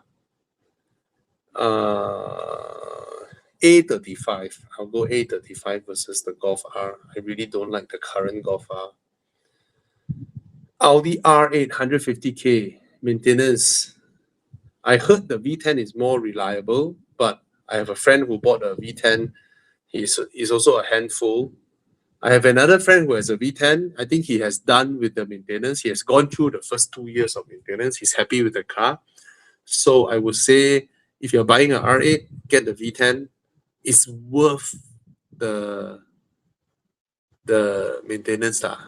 Given it's a V10, you know, you have proper power. I mean, when you have a car that looks like that, you want it to be at 420 horsepower or 500 what? 550? 500 sounds better lah. Yeah.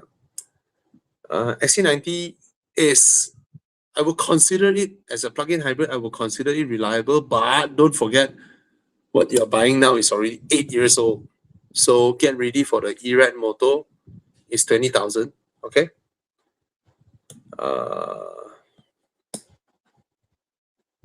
Yes, BYD has a very, very plush interior, like all modern Chinese cars. Seal Premium or Sea Lion 7 Premium or other brand from China. You have to try Zeekr. You have to go and look at Zeekr. All right. But BYD is already a very high standard. But I felt Zeekr executed even better. Yeah. But if you bought a BYD, there's no wrong. Huh? So well built, man, their cars. Yeah. What car would you get for your son? He already said he wanted my father's car, and he wanted my Porsche also. So I don't need to buy him a car. But generally speaking, if I don't have a car that he can drive, usually for first time new car drivers, like new drivers, I will put him in the Volvo. You know, just to be safe, I will put them in the Volvo. Yeah. And if I'm really rich, put them in a Zeekr. Zeekr also same group with Volvo. Ma.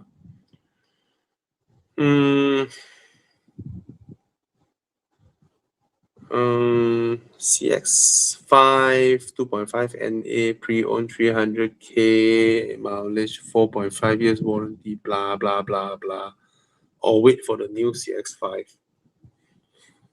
I don't think the new CX5 will be that price. Just saying. Okay. I don't think the new CX5 would be 135k thereabouts. Yeah. This one is a 7X for me. But if you prefer the Sea Lion 7, you know wrong, because I also can't find fault with that car. I can't find fault with that car, just that I felt the 7X is slightly better. Okay. Okay. Steering too light. If you felt that, that's a classic Cherry Group thing. Turbo lag, no choice lah. Turbo ma. And if you felt the engine vibration, I think all small turbocharged engines will have vibration anyway. Don't be too harsh. All right. I haven't driven the car. I look forward to drive it. But so far under Cherry Group, the only car that I'm very, very happy with the steering is the iCar 03.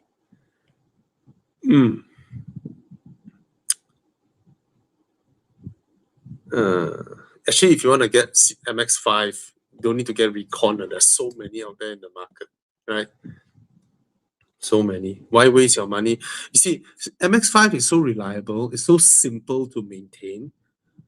Why should you buy the latest, right?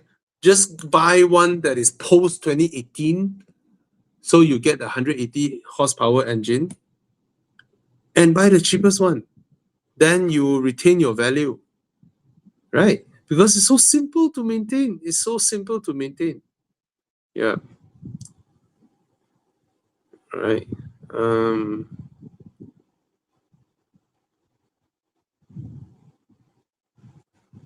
Okay. Kia Sportage or CX-5, which drives better? CX-5.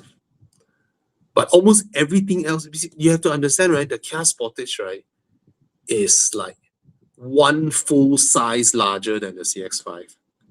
So, and I don't think the Kia Sportage drives like super bad, just that the CX-5 is slightly better. But the CX-5 is so much more cramped inside compared to the Kia Sportage.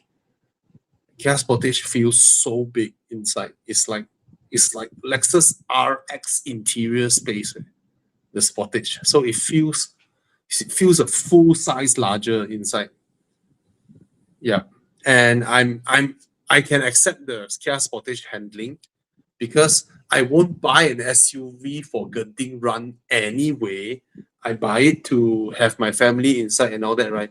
The rear seats, you go try the rear seats of the Sportage. It's incomparable to the CX-5. You get so much more space inside. You know, and with the price drop from 160k to 128k, I think it's a bargain now. It's a bargain now, the Kia Sportage. Okay. Any chance that Zeekr 7 GT is on its way this year? I don't think so, because they are focusing on the 9X. Because they also know that if they import the 7 GT, it's just a waste of money, because people will just buy the 7X anyway, right? Malaysia is not a wagon market. We'll just buy the SUV. So if you go into the showroom, and then you saw the 7GT, wow, so sleek, so sexy. But then in terms of room, in terms of space, everything, the 7X is still larger. You still buy the 7X. So they go and import a car. Hey, paying JPJ homologation, a lot of money on it. You know, even though the 7GT is a looker, it's so good looking. And I heard the handling is really good. There was a video that I watched from China where they bring this car versus the Xiaomi SU7 on mountain roads. This car tapao the Xiaomi in terms of handling. Well, one is a proper sports car, one is not. But for daily, of course, the M340i, you know, it's much better at daily. So for this one, I don't think the 7GT is coming anytime soon. They're focusing on the 9X.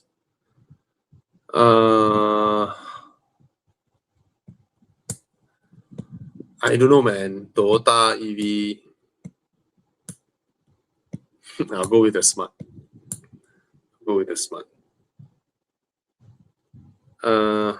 Okay, this one is a misnomer because PHEV is PHEV, EV is EV, right?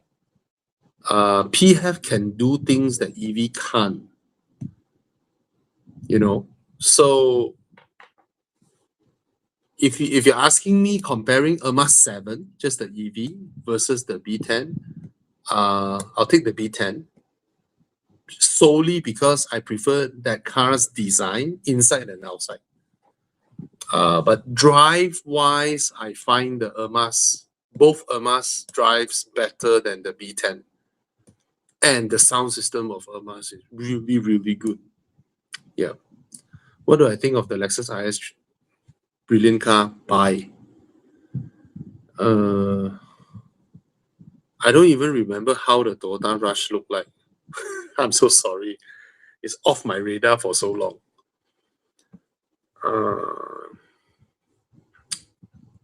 500K budget.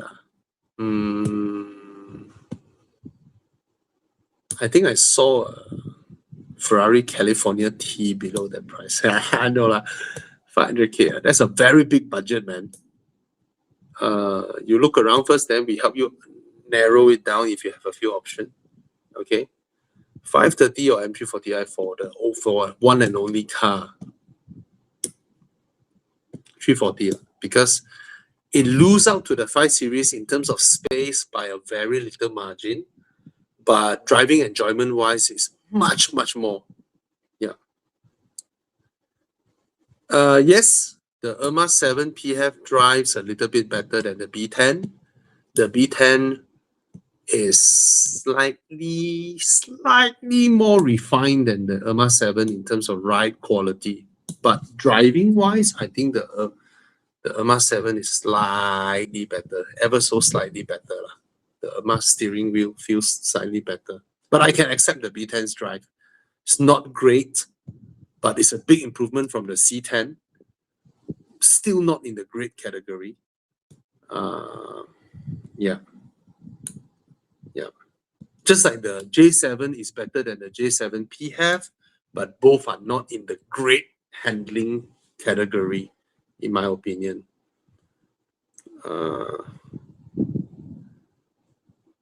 Usually, the Geely Group car will drive better than the Chery Group car. If J7 is any measure, I don't think the Tiggo will be better than the Erma 7. The Erma 7 already drives slightly better than the J7 PHEV in terms of how it drives. But if you add in other things, refinement, the drivetrain, blah blah, I think drivetrain wise, the Chery drivetrain is way more advanced and just outright beat the Geely PHEV drivetrain.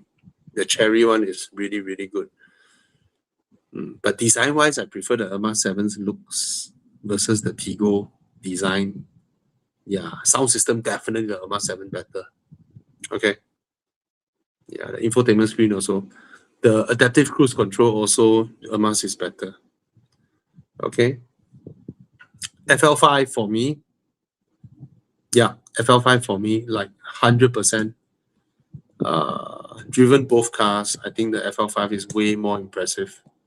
Yeah. Yeah, some torque steer is there. Yeah. Mm. Well, in this type of cars, the way we drive it, there's very little between them. You know, it's more towards packaging. You know, I mean, Avanza is rear-wheel drive, right? Uh, it's not the byword for. It's not like, oh, rear-wheel drive is definitely better than front-wheel drive. It's not like that one. It's really up to how the setup, packaging, and all that. All those comes into question. Okay. Any other questions? Just ask. Lepas car, is it come out already? I haven't reviewed it, but the name is, what the heck, wait. What the heck? That name. Lepas. I don't know why Chery have so many sub-brand, but quite good looking the car. And they just JV a new sub-brand with Land Rover called Freelander. Yeah, they literally took a model name out of Land Rover and launched it as a new brand under Chery, Freelander. Yep. MG S5 versus Irma 7. Very interesting. The MG S5 handling is exceptional. It's even better than the Irma 7. Way better, in fact. It's in the ranks of, you know, like the MG4, the MG S5. Actually, most MG's handling is very good. And the iCar handling is good for EVs. Of course, Zeekr, of course, you know, and then European, of course. Europeans, they all handle really well. But as nice as the MG S5 handling is compared to the Irma 7, right? One car feels like 2015, another car feels like 2025. You know, the Irma 7 feels like 2025 when you're seated inside. The MG S5, it really feels like 2015. The Volkswagen interior, you know, is so old. It's not built badly. The car is not ugly, but I just felt like, oh, I went back to 2015, you know, in the MG S5. So I'm not sure about you, but if you can accept that interior design, that interior build and all that, then you go ahead. It drives really well. Cool. E300 Coupe, buy. I absolutely love this car. I absolutely love this Mercedes Coupe. It is so good looking. It is what Mercedes does best. You know, a sleek, long, big, luxurious looking coupe. And you just roll by people with both front and rear windows down. You look so good in this car. Buy. Yeah, I absolutely love this car. Yeah, in beautiful interior as well. J5 or X50, very interesting. Both are good cars. I prefer the exterior design of the new X50. It looks really good. But interior, I think the J5 beats the Proton interior. And the funky features of the J5, right? You can sing in the car way. So cute, right? You can sing in the car way. And I said, when will you sing in the car? Yeah, I understand, but you can, right? How does the B10 drive compared to the latest Vios? It feels like when you're seated inside. Okay, if you're asking about sharp handling, the Vios is sharper. But everything else, the B10 feels like it's 300,000 ringgit more expensive. From the paint quality to the exterior fit and finish quality, interior quality, you sit on the seats, you touch everything around you, it feels 300,000 ringgit more expensive. Can I answer that way? Compared to the Vios interior. Yeah, that's the reality now lah. T2 or Hilux, totally different thing, way. Right?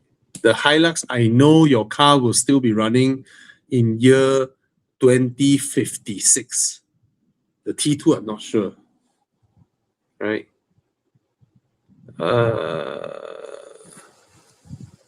Is the EV still a rich man's toy? Servicing cost is so expensive. I tell you, EV car servicing cost is a rip-off. It makes no sense to pay so much for EV servicing costs. There is nothing to service. Nothing. But they need some income lah. So they charge you if you want the warranty. So take it as warranty extension. Actually, car makers should just be honest. You buy EV, okay, this is your warranty extension. I need to charge you every year. You know, because there's nothing to maintain. Absolutely nothing to maintain. Right? Oh my God. Are you serious? 707 under warranty, 750K. Are you serious? Before tax, is it? Buy lah, wait. If it's 750K, this car is damn good, way. This car is amazingly good, way. Yeah. Brilliant handling, brilliant power. Okay. Currently on the W124.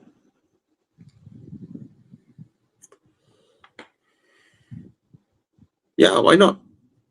W204 is pretty reliable. Why not? Go ahead. Interesting, huh? You want your W124 as your weekend? Yeah. Mercedes guy here. Yeah. Can you find a coupe? W204 coupe? Oh, yeah. That would be so cool. Yeah, go ahead, man. For that car, the only thing I heard is pulley. Need to check your pulley. Yeah, if the pulley loose, your timing all jalan, then boom, jiba boom, your engine jiba boom.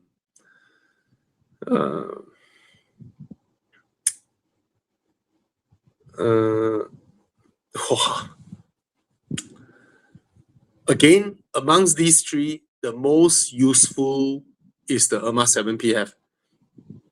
Because it's a PF. But also because it's a PF, you will have more things to worry in the long run. Of course, I do not know the long-term reliability of Leapmotor or MGS5 yet. But in terms of which one is the least appealing here, for me personally, is the MG because of how it looks inside, outside. But it has the best handling here. The best interior exterior package that I personally like is the Leapmotor B10, even though I really think the Erma 7 PF is a good looking car. It's better looking than the Erma 7. But PHEVs are more complicated than EVs. So in the long run, there will be more things to maintain.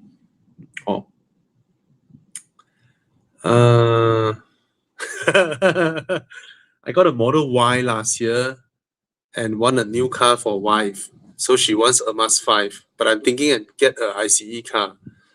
My opinion, give her your Model Y, then you yourself buy an ICE law, right? Because ladies, they want EV.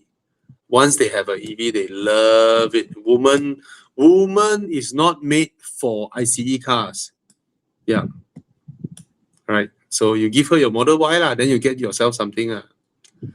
Okay, this is interesting. I'm quite intimidated by cheap Ferraris. What does he mean? I prefer a GT, but most two-door Astons are way out of my budget. Had my eyes on the AMG GT, M8, M6, C60P Coupe. Can't decide.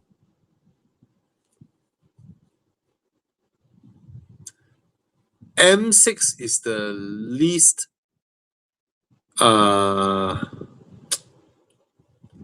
driving enjoyment wise amongst all four here. M6 is the one that is the least enjoyable to drive.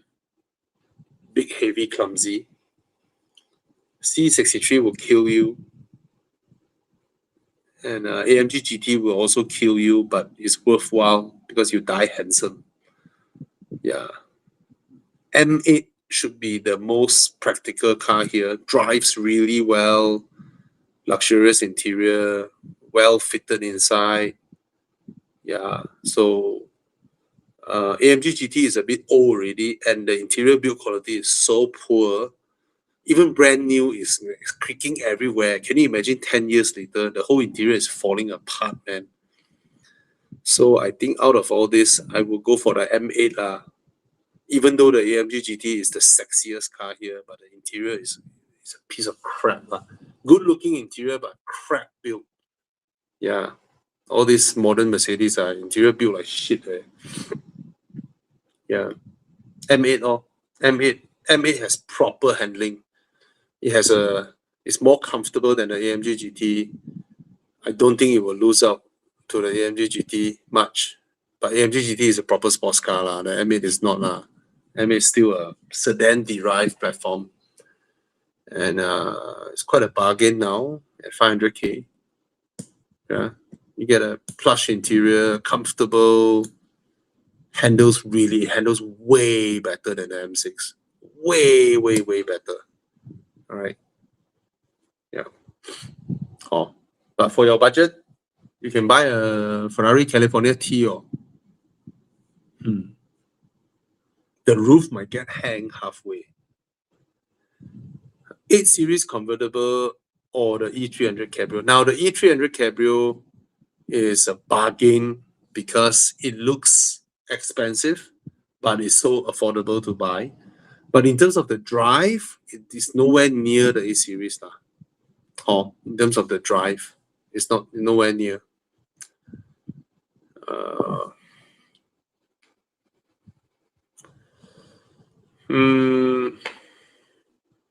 Actually, I'm not that particularly happy with the way the X90 drives compared to other Proton lineups. Now that they took out the mild hybrid, no ADAS and all that, so they cut the price to 99,000, which is a bargain for such a big car. So if you need 7 seats, this is such a bargain now, lor. It's just a very big car, modern chassis. It's still a strong body, you know, if you ever go into an accident. Yeah, I think it's buyable. Whether it's underpowered lah, okay lah, can move lah. Oh.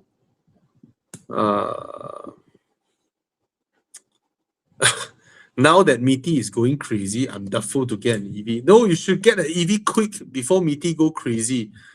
Anwar should fire that bugger lah, seriously. You try and screw up our global investment coming in. You have to understand this, you know, when you fuck around with BYD, right, you're fucking around with all Chinese investment, one shot, including Chery, Geely, and other Chinese companies that might invest here, you know. So you shouldn't do that, man. It's so stupid to think that you can bully BYD. It's so stupid to do this, you know. You have to understand how China works, man, right? BYD is such an important representative of China. And when they get bullied in one country, it gets reflected back to the whole party and hence other investments one, you know. You have to understand that, you know. How can you be so politically naive? What an idiot. You give them a good deal, China will give you some other good deals. It always works like that. So stupid to do this when meeting. Fucking nincompoops.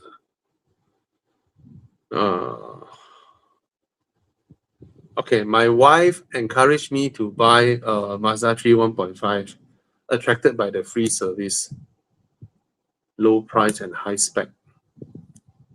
But it will be my daily. She drives a HRV. But what do you want? What do you yourself want, Thomas? Let me know. What do you yourself want? Civic EHEV. I will just buy the regular Civic, Mr. KKK.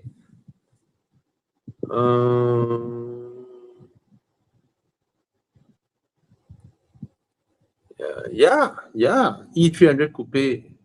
Yeah, it's a really nice car. Of course, PHEV maintenance is higher than EV. EV has no maintenance. PHEV has more maintenance than a petrol car. 2023 30i, if it is the first batch, which I think it is, the suspension is really harsh. But it's 6 years now, probably the suspension has started to leak so that it's not so harsh.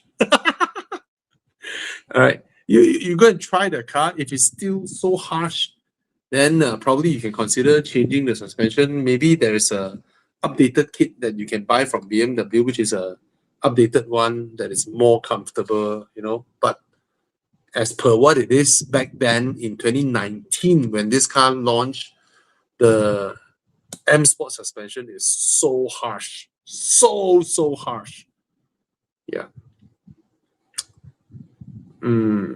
The G60 530i is a damn good car, but it's also, to my eyes, damn ugly. Facelift is coming, so you wait. Provided there's a big discount, right? If you buy now and then you see on the global release the facelift, then you feel, the facelift is done already. And it is a totally different design. Okay. Which I think is a good thing because I really felt the G60 is ugly to my eyes. Some people like the design, then by all means, but to me, I felt, yeah.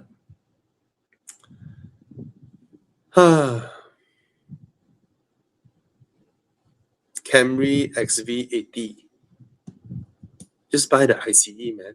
It's not a high fuel consuming car. When the car's consumption is not high, why do you need a hybrid?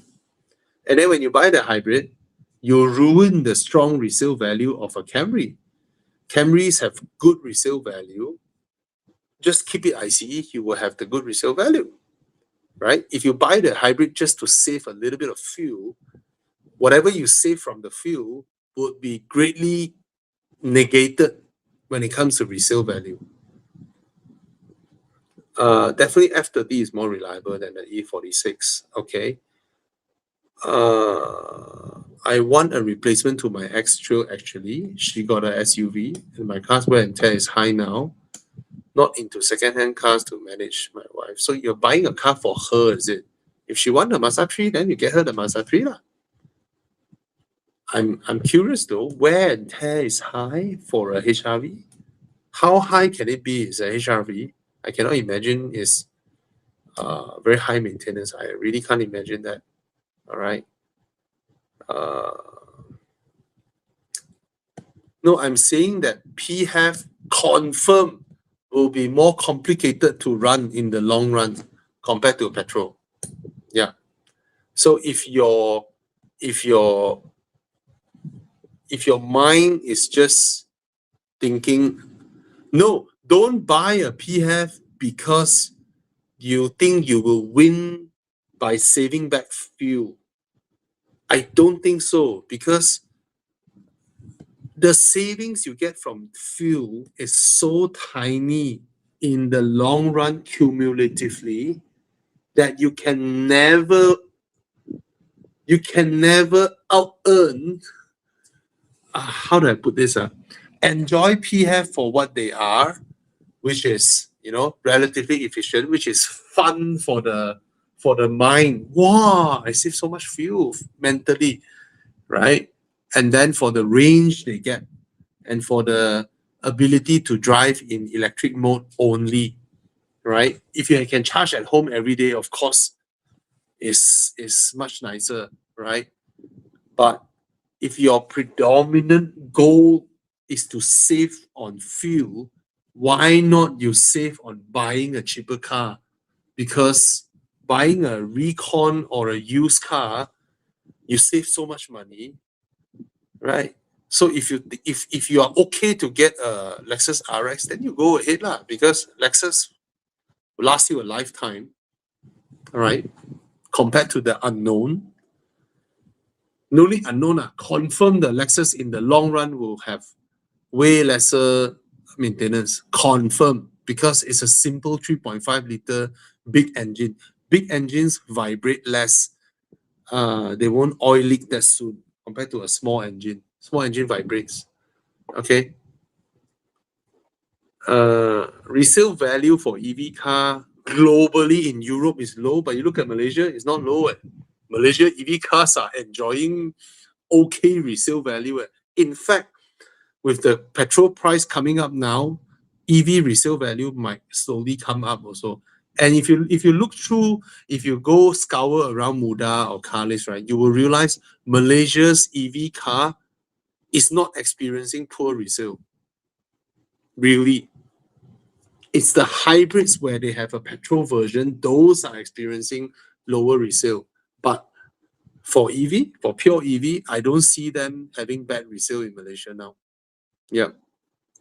The difference would be things like the Taycan, because in Europe, their resale is poor and they get imported into Malaysia as recon. Suddenly you have a huge disparity with the local Taycans. Yeah. But that doesn't reflect its depreciation locally.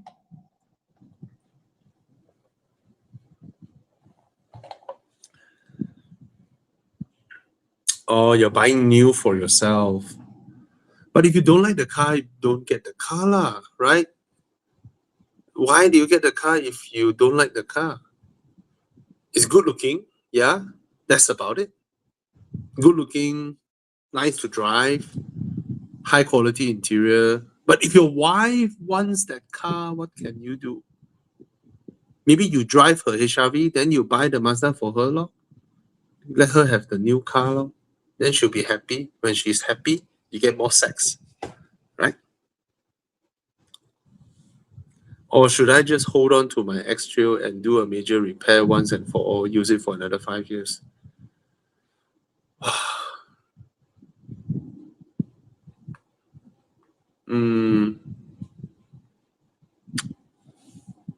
I don't know, man, because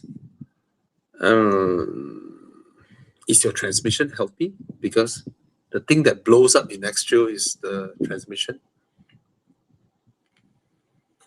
But if you still love your car, you don't feel like changing, then you maintain. I'm always, I always, if I meet people who say that I can maintain my car, I will always tell people that if they are that type of person, right, just maintain your car. What's wrong with your car? What's wrong with maintaining them when they're out of warranty? No problem, right? Do you know my youngest car, the car that I own, the youngest one is 11 years old. My youngest car is 11 years old. My second youngest car is 12 years old. My third youngest car is 15 years old. My fourth youngest car is 21 years old. My fifth youngest car is 22 years old. My oldest car is 57 years old. Yeah. So I'm fine with running my cars, maintaining them, just pay money and just use them. If you're fine with it, then go ahead lah. You save so much money, right? You save so much money. Yeah. Oh, congrats, Lim9295.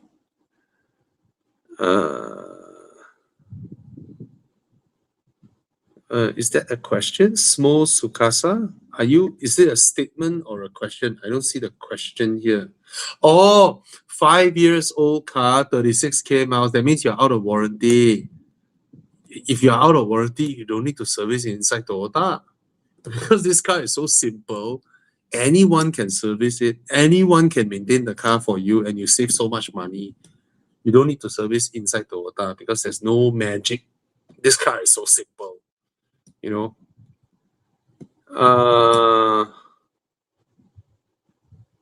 Oh, it's gonna spend 10K. Oh, understand already. You're gonna spend 10K on a car that couldn't even fetch 20K in the market.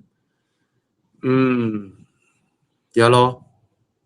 So maybe it's time for you to reward yourself since you are so nice.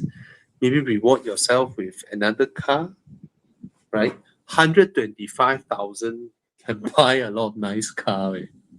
You can buy some new EVs, since your wife has a HRV, you have a petrol car at home, why don't you consider buying an EV for your daily? You would love them, man. The ride quality, the absolute silence, you know, the features. Your wife would really love it, and then she'll pass you the HRV, and then she'll take your EV.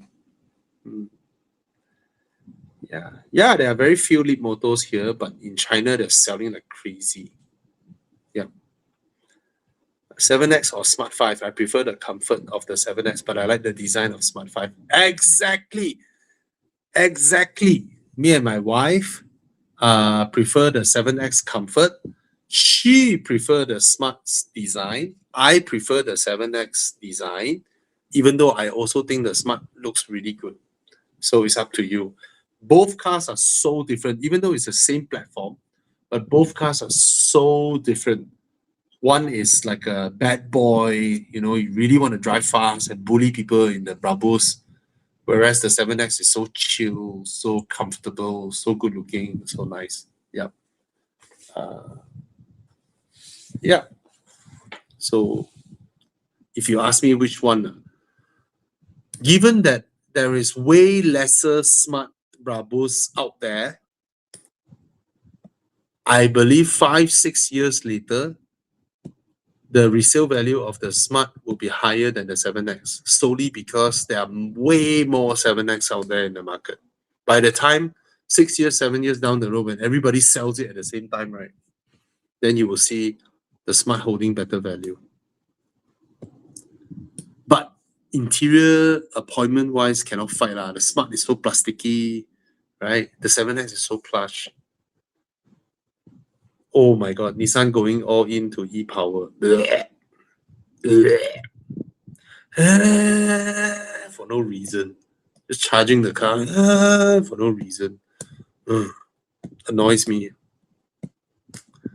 What is the current status of Nissan? I don't know. They themselves also don't know. Toyota CVT durable or not? Yeah, pretty durable.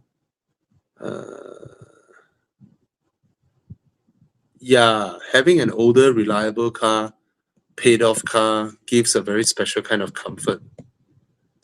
Especially if it can still be sold for good money. You're very right.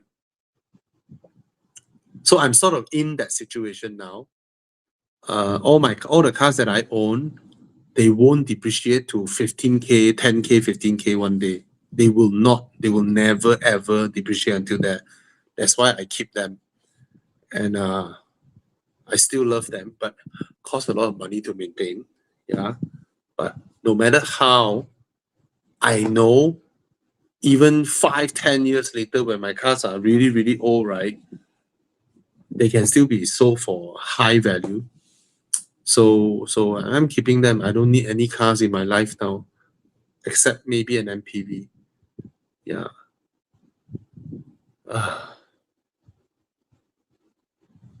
Then you buy the Baroda Trust. If it's so much cheaper, same engine, same gearbox, just get the Trust then. That's for Sam Teo. His question is this one. Trust of yours. Yeah, bigger boot, bigger space. Yeah, then you get the Trust. Wow. Choose one. So this is not from Malaysia, because Malaysia we don't get the Sea Lion 6 DMI PF. I heard BYD's DMI is very impressive. Interior wise, okay, let's judge by this. Interior wise, the three of them, the BYD has the highest quality interior. Drive wise, if the Sea Lion 6 drives anywhere like the one we have here, then probably it also drives really well. Which one? I don't know, man. I don't have an answer for you. Okay, I've driven the J7 PHEV and the Erma 7 PHEV. Hey, wait. Where are you from? Malaysia got Sea Lion 6 DMI, man? You sound like you're from Malaysia because you are considering the Proton Erma 7 PHEV. I've driven the J7 PHEV and the Erma 7 PHEV. The J7 PHEV's hybrid drivetrain is superior than the Irma 7 PF. Oh, really? It's in already. I didn't know that. Or SG Carmart Singapore. Oh, yeah. If this car drives like the Sea Lion we have here, then it will be the best driving amongst these three. But ours is EV, so I'm not sure.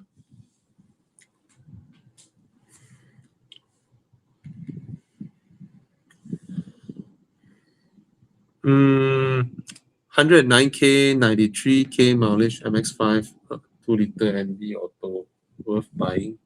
Yeah, it's okay lah, because that's the value of Mazda MX-5 2-liter.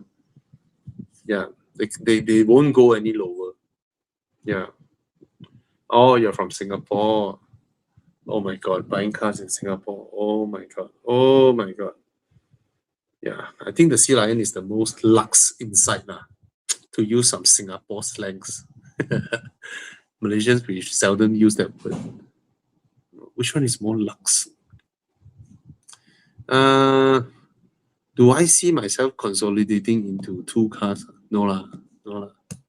I already have my dream cars now. The cars that I own now are my dream cars. My Aston and my RS6. Yeah. From Singapore, Honda Freed. Oh, Honda Freed.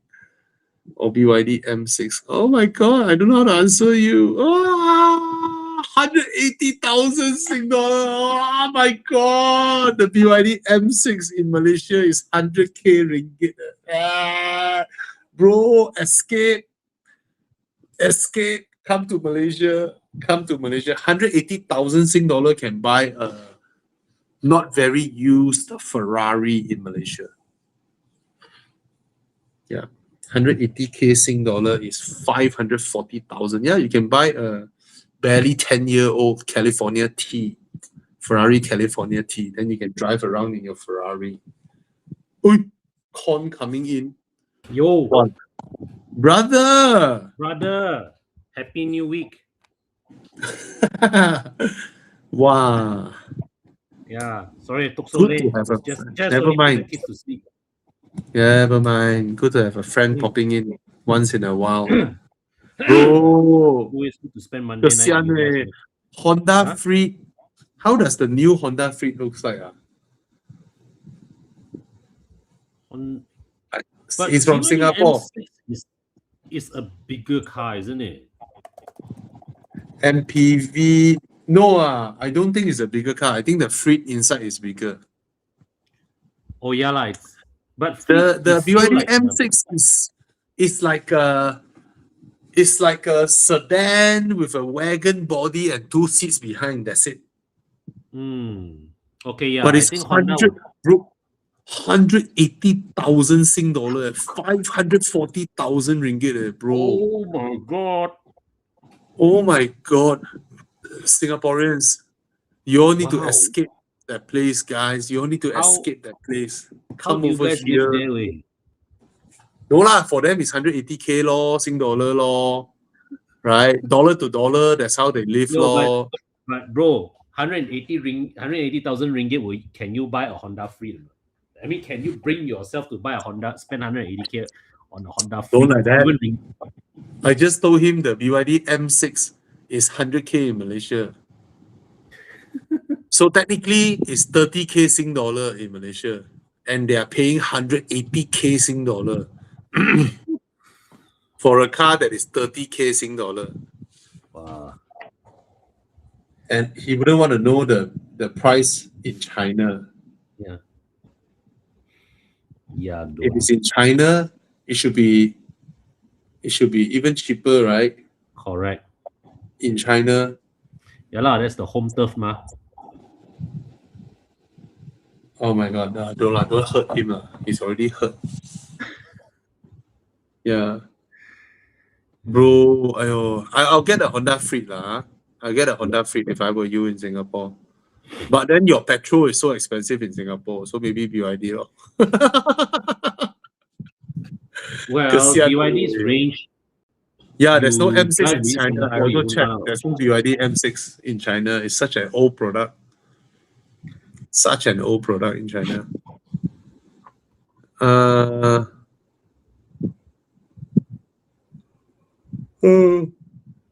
Wow, this comparison people still Yeah. Okay, MX-5 1.5 manual versus GR86. I'll buy the GR86 in a Same. heartbeat. I'll get the GR86 in a heartbeat. yeah. It's such a superior car over the MX-5. I tell Yeah. you, if Toyota produces a convertible GR86, no MX-5. MX-5 can sell anymore. MX-5 cannot sell anymore if Toyota makes a convertible GR86. And if I'm not wrong, back then, Toyota considered making a GT86 convertible. Mazda literally begged Toyota not to do it. I remember And- this story. And Toyota, the Japanese, buddy friendly thing. If Toyota makes a GR86 convertible, MX-5 cannot sell already. Tapao already. You Tapao, know, still tapao. that day I just had this realization, right? You know, you recently drove the CX-60, right? Yeah. I was thinking, how is it logical that a CX-60 costs less than a Mazda MX-5? It's not logical.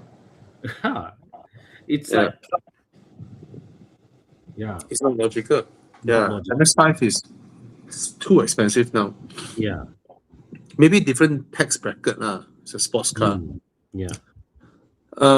F87 M2 Com worth to get. Yeah, prices Yeah. dropped so much. How much are they going for now? Sorry, How much are these going for now? F82. I don't know. Sub 200. Wow. Really worth to get. Yeah. Okay, what's the ride quality and handling of Smart 5 compared to the 7X? The Smart is more sports tuned. It's tuned to be sportier drive. You feel like a hooligan driving that car. But when you drive the 7X, right, you just feel like you want to. The difference is like a 3 Series and a 5 Series, even though both cars are similar size, same platform, right? The 5 Series just wants to go comfortable, even though it can handle, but it's tuned to be more comfortable, more relaxed, whereas the Smart 5 is tuned to be more zoomy, Yeah. We don't have this brand here. What's Ceres E5 Plus? No. What is that? I also don't know. But the day I saw a China car, I cannot recognize the brand, bro. In my mind. Now it's like I can't keep track of all the China brands, man. I don't know who is here, who is not here. Yeah. Yeah. Oh, good looking car. Ceres. Recently teased for Malaysia. Okay. Oh. I don't know, man. I have no idea about this car, this brand. It looks like a by the way brand. I have no idea. I have no knowledge on this car. Yeah. Thoughts on Audi A5 or S5? Of course, S5 lor, if you can afford. Yeah. Okay. I'm 27 years old, Malaysian, working in Singapore. Get a second-hand car, 2-door car in JB, budget around 100K. MX-5 or? Buy the cheapest MX-5 you can find. It's about 100K. You won't lose much money. Yeah. Or a 86. Can't go wrong with that either. Which one? 86. 86 still higher though. It's not 100K. Oh, okay. I'm thinking of GT. GT86. Oh, GT is below but cash buy already. GT is below 100K already, but cash buy.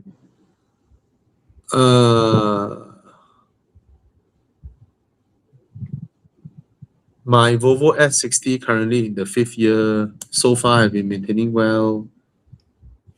I'm not sure though. I'm not sure what else to comment. I mean, if your E-Rack is maintaining well, then by all means, hopefully your car is okay. But generally speaking, plug-in hybrids, when you go into the older stages, the inverter motors may go, and that's a very costly thing. About 20K, I heard. Yeah. Planning to get an MPV. My wife leaning towards the CX-8. I'm more towards Kia Carnival. We regularly carry 6 people and definitely need a bigger car. I prefer the Kia Carnival over the CX-8. Me But too. But if your I wife understand your wife, but I Mm. understand your wife. She can imagine how she looked like when she stepped down from a Kia Carnival, yeah. right? Mm. She will look 10 years older when she step out from a Kia Carnival because it's so auntie looking, it's so Correct. soccer mom looking, Mm. whereas the CX-8 is more stylish. So I can understand your Yeah. wife, and Yeah. we generally do not oppose what our wife. Yeah. And yeah, and yeah, also, if your wife is the one primarily driving the MPV, right, the CX-8 is also easier to maneuver. We're not saying that the Carnival is bulky, but it is big, you know. It it's is big. it's a huge car, even though it maneuvers really well. Yeah. And I just borrowed a Kia Carnival from my friend the other day, ma. Yeah. I thought wanna bring the in-laws go holiday. Then suddenly the government announced earlier holiday for the Raya. Ah. Then we're like, oh, that means the jam will happen earlier, ma. Yeah. Correct. So we give up the plan. Mm. The car drives so well the Kia Yeah. Carnival. And the turbocharged engine has no lag at all. The one is still the 2.2D, right? Yeah, but immediately you step in the car, just goes without the, all the diesel pickup trucks. They have Yeah, yeah, they have the initial emptiness when you first Correct. throttle, right? Yeah. The Carnival did not. I remember when I first drove the car, right, it gave me the feeling that it's a 400k car. Yeah, and Yeah. that car, right? My friend still keep it after he owned 009. Yeah. 009. He Yeah. also owned the brand new Velfire. Mm. So the reason he say he's keeping the Kia Carnival is because it's the only car where you can fit all 7 person in the car. The car still can carry 7 persons luggage for a Yep. holiday, Damn amazing. which his Velfire cannot. Yeah. Yeah, Velfire, I if think you your seats up, right? It's like you cannot yeah fit even full groceries. capacity, you don't have enough room behind for full 7 person luggage on a Yeah. 4-day holiday. Yeah. Mm.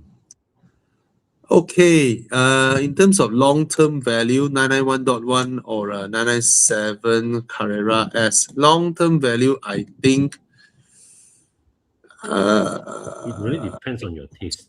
Because 997 to 991 is a very, very big transition, you know. 997 is still a very analog car.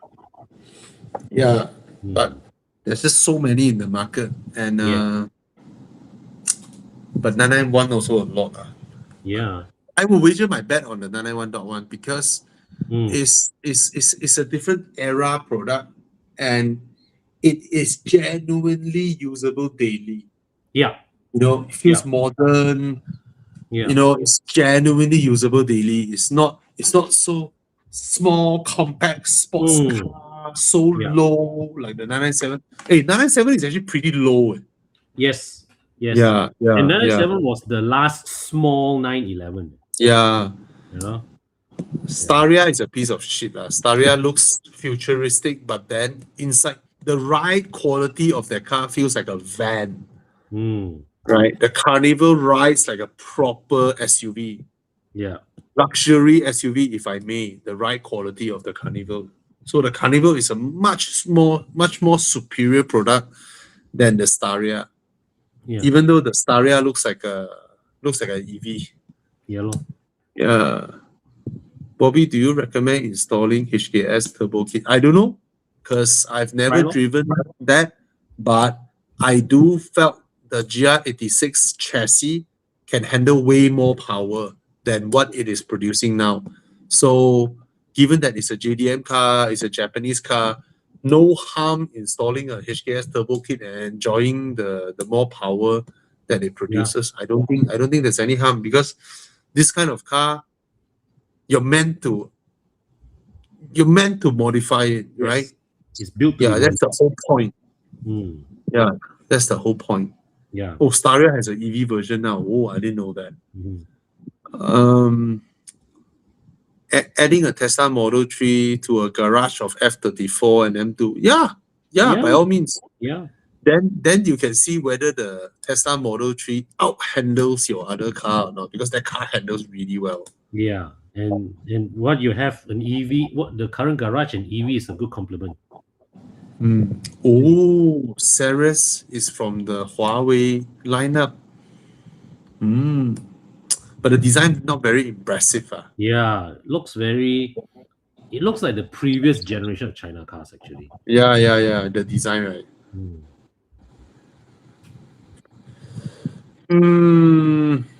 Another question on Irma 7 PHEV or J7 PHEV. I'll just answer again, even though I've answered other people. So I've driven both recently.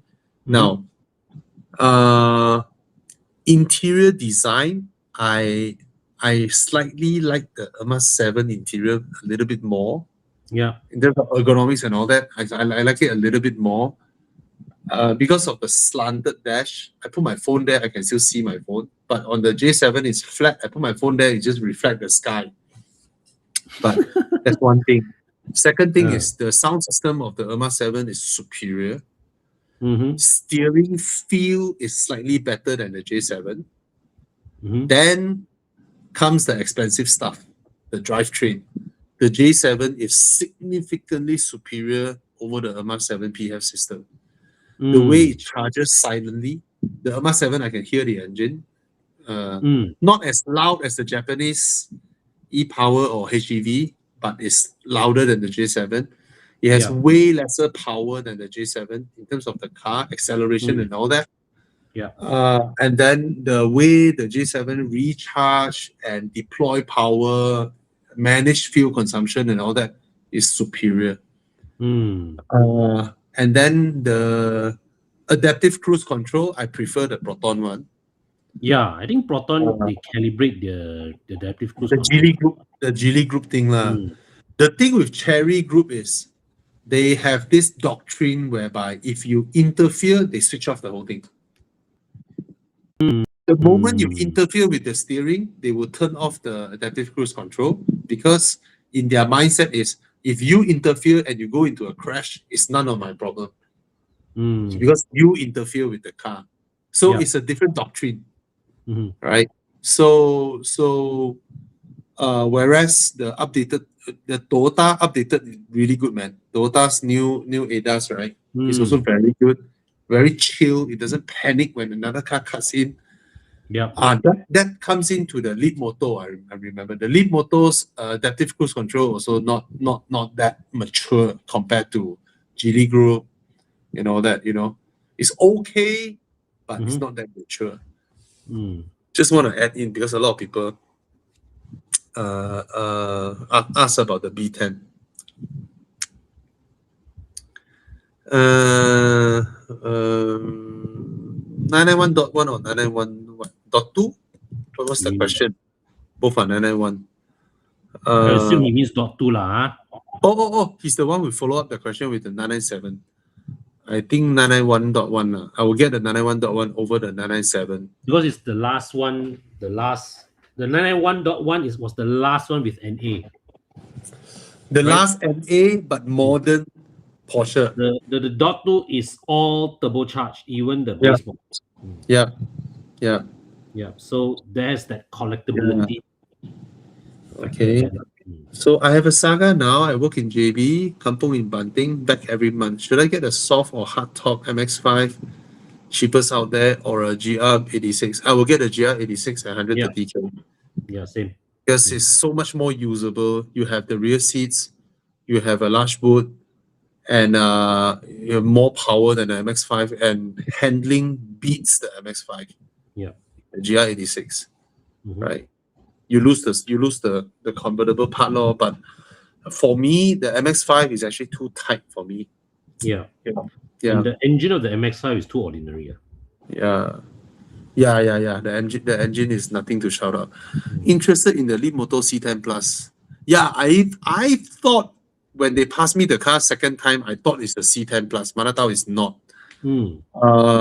For them to name it the Plus, I hope they improve the car to match up with what they did in the B10, because the B10, the baby of the C10, is superior to the C10 in terms of how the brakes feel. See, the C10, right, is their first car. So, when you drive the car, you move from throttle pedal to the brake pedal. There's a slight delay in the brake response.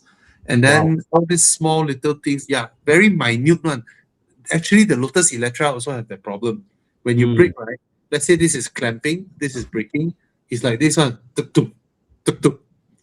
It's not directly on, It goes like that one. The first batch Electra also like that.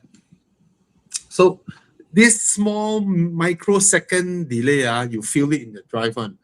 Yeah. But they iron out all this issue in the B10. The B10 feels like a much more mature product over the C10. But then the second time they passed me the C10, the infotainment is the updated one that is from the B10, which is a lot more stable and all that.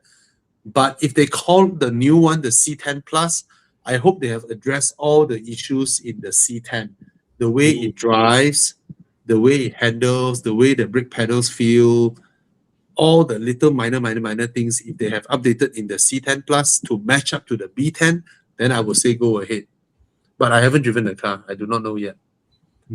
Okay. Amongst these three, the Atto 3 is the oldest car here. Yeah. And the Erma 7 EV has a ridiculously low top speed. Yeah. When I was driving, right, when it reached 150 plus, it gave me a warning. And yeah, it says approaching top speed.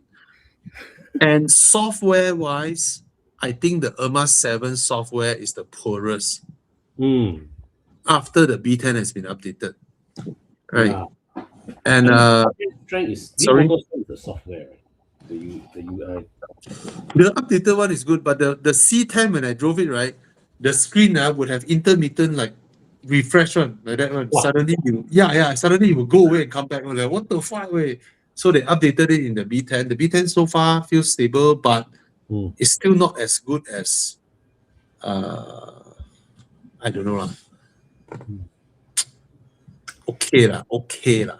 So amongst these three, my preference is the B10 because I like the design of its exterior and interior. I also like the plushness of its interior.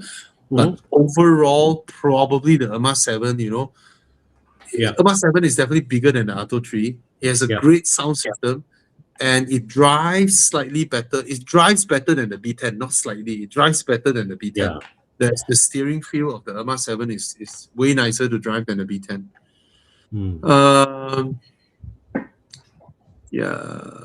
420i Cabriolet versus Z4. Which is the best to drive? Definitely not the MG Cyberster. The MG is a rare case where there is an MG that doesn't drive as good as it can be because most MGs they all handle really well. The funny thing, I mean I've not driven the Cyberster myself, but apparently the regular MGs drive better than the Cyberster.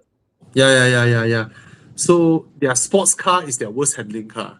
That's damn So good. so it's not like the whole car handles bad. The problem with the Cyberster is that when you drive the car on highway with undulations, right?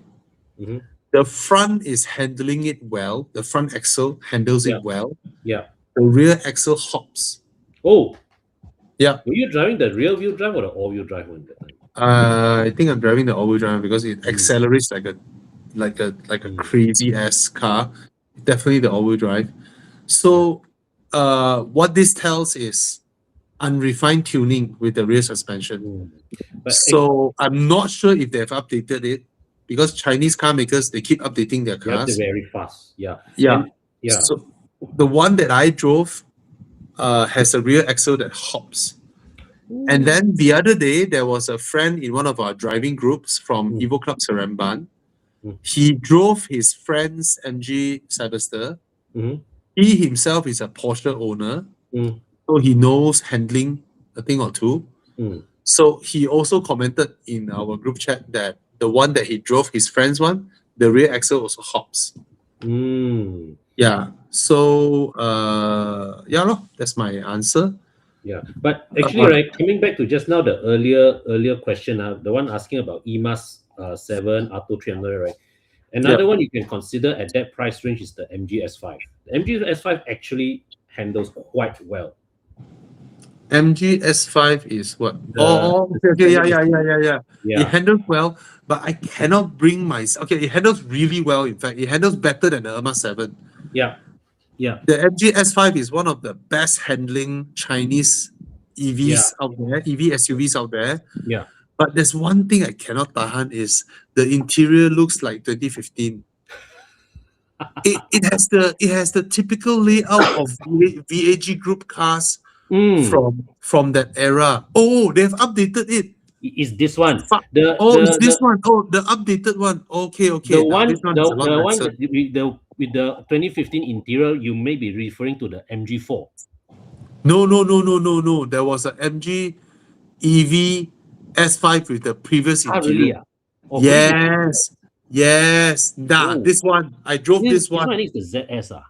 Oh, This one MG HS. This one is the SUV. Mm. Nah, same front, same exterior. This is the petrol one. No, EV. EV will I be the drove- ZS. This one. No. This is shit. This is old. This is old as fuck. Okay. No, I drove the MG S5. Wait, click the one that interior. Is this the petrol or the EV? That's the petrol. That's the MG That's the HS. petrol. Oh, okay. Then I got mixed up. So sorry. Huh. Yeah, I cannot tahan this interior. Yeah, it's Volkswagen. But you look at the inspired one, lah. the newer interior, the newer one, that one looks modern one, looks more Yes. modern one. Yeah. Slightly modern lah. Ah. Okay. That one handles really well. Mhm. The MG EV handles really well. Yep. Now CKD, the CKD one now has 200 horsepower, so power-wise is on par with the competition. Yeah, it handles well. But this interior still, you compare to the Proton, you compare to others, yeah lah. still loose. Yeah. Don't know lah. I hope. The I hope weakness is that- still the infotainment system lah, actually. Yeah. Okay. Is the Carnival still a relevant MPV? Very, very relevant because there are very yes. few that can do what the Carnival does, Yeah. which is fetching 7 person for a 1 week holiday. It still can fit 7 persons luggage for 1 week. I was watching your video on the Carnival, right? I was like, I agree with you lah. I like the pre-facelift design better. Yeah, me too. The pre-facelift design better. Hmm. Joe Sugar, is the Yeah. BMW F30, F40 a good stepping stone to Conti cars? It is, but bear in mind, those with the B40 engine are becoming cash buys now. Yeah. It's because it's Wow, only a this is- small batch. This is a big question. Taycan GTS worth to get or a BYD Seal? Okay, the BYD Seal can never handle as sharp as a Taycan, Yeah. and the Taycan will never be as comfortable as the BYD Seal. It depends on how much is the Taycan GTS going for lah. I mean, the used Taycans are damn cheap now. All the Recon one, damn cheap. They're 200-ish. But the Taycan will never be as comfortable as the BYD Seal. Okay, Yeah. the BYD Seal is so much more spacious, so much more yeah, of plush course. inside. Yeah. You know. But it depends on what you want. No, you want handling, Porsche badge, Taycan. You know, Mhm. yeah, Taycan will get you more sex than the Mm. BYD. Okay. Honda City. Wait, upgrade from 15-year-old Honda City, considering between the Civic FB, the shittiest Civic ever, versus the Mazda 3 2015, 2016, in terms of handling, fun to drive, handling, no fight. FB is the worst handling Civic. Worst Civic, I basically. think the Mazda 3 wins this comparison. Yeah. Except for space lah. But the FB is not like it has a shitload of space. FC would have a lot of space, Yeah. right? Mhm. The FB is not like it's very spacious. It's not lah. It's not. Yeah. Yeah, but it's still more spacious than the Mazda 3, but yeah, not of a lot more. And then the whole car is shit. The stupid 1.7 liter engine, right? No, 1.7 was the one before FD. This one, Oh. the FB carry over the FD's engines. No, wait, sorry. I think it carried over the FD's engines. Okay, it has the FD engine, 1.8. Yeah. 2.0 is the 2.0 is a single cam engine. But why the FB drives so shit compared to the FD? The FB was remember FB was the time when the Japanese were struggling. Cost cutting. Cost cut that era punya, that year punya Civic, punya Corolla, Punya Mm. CLC were all cost-cutting cars. Yeah, the FB is shit. Absolute shit. The only Civic without a good resale value. Thoughts on the Mitsubishi X-Force. I have a lot of thoughts on the X-Force. What are I'm your one of the first to drive it. Mm. Okay, first of all, it's good looking Mhm, for a start. mhm. You know the tail lights of the X-Force, right? Yeah. Chiang showed the tail light. Yeah. It looks like the whole thing will light up, right? Mhm. No. The real lights is only one square small part of that whole thing. The whole thing is a reflector. Wow, like that also can Yeah. And Like then they that, have it's a still higher fast in interior. 2026 Yeah, Japanese being Japanese lah. All right. And then the interior, from pictures, Chiang showed the interior. From pictures, it's a good looking interior, very practical looking interior. Mhm. Okay. See, it's a good looking, right? Looks good, yeah? Looks. Yeah, the entire thing is hard plastic, almost. Wow. All right. Drives decent. Uh-huh. Soundproofing is normal. So the way the car, the moment you start driving the car, right, you step on the throttle, right, it just feels like your city, your Vios, no? The Mm. engine will go, 1.5 NA CVT, right? The standard Japanese package now. And suspension is pretty okay. It's comfortable. Mm. So it's a decent car. I mean, I would get this over a City of Vios because it looks more lifestyle. It's more Yeah. stylish. It's an SUV This- looking car.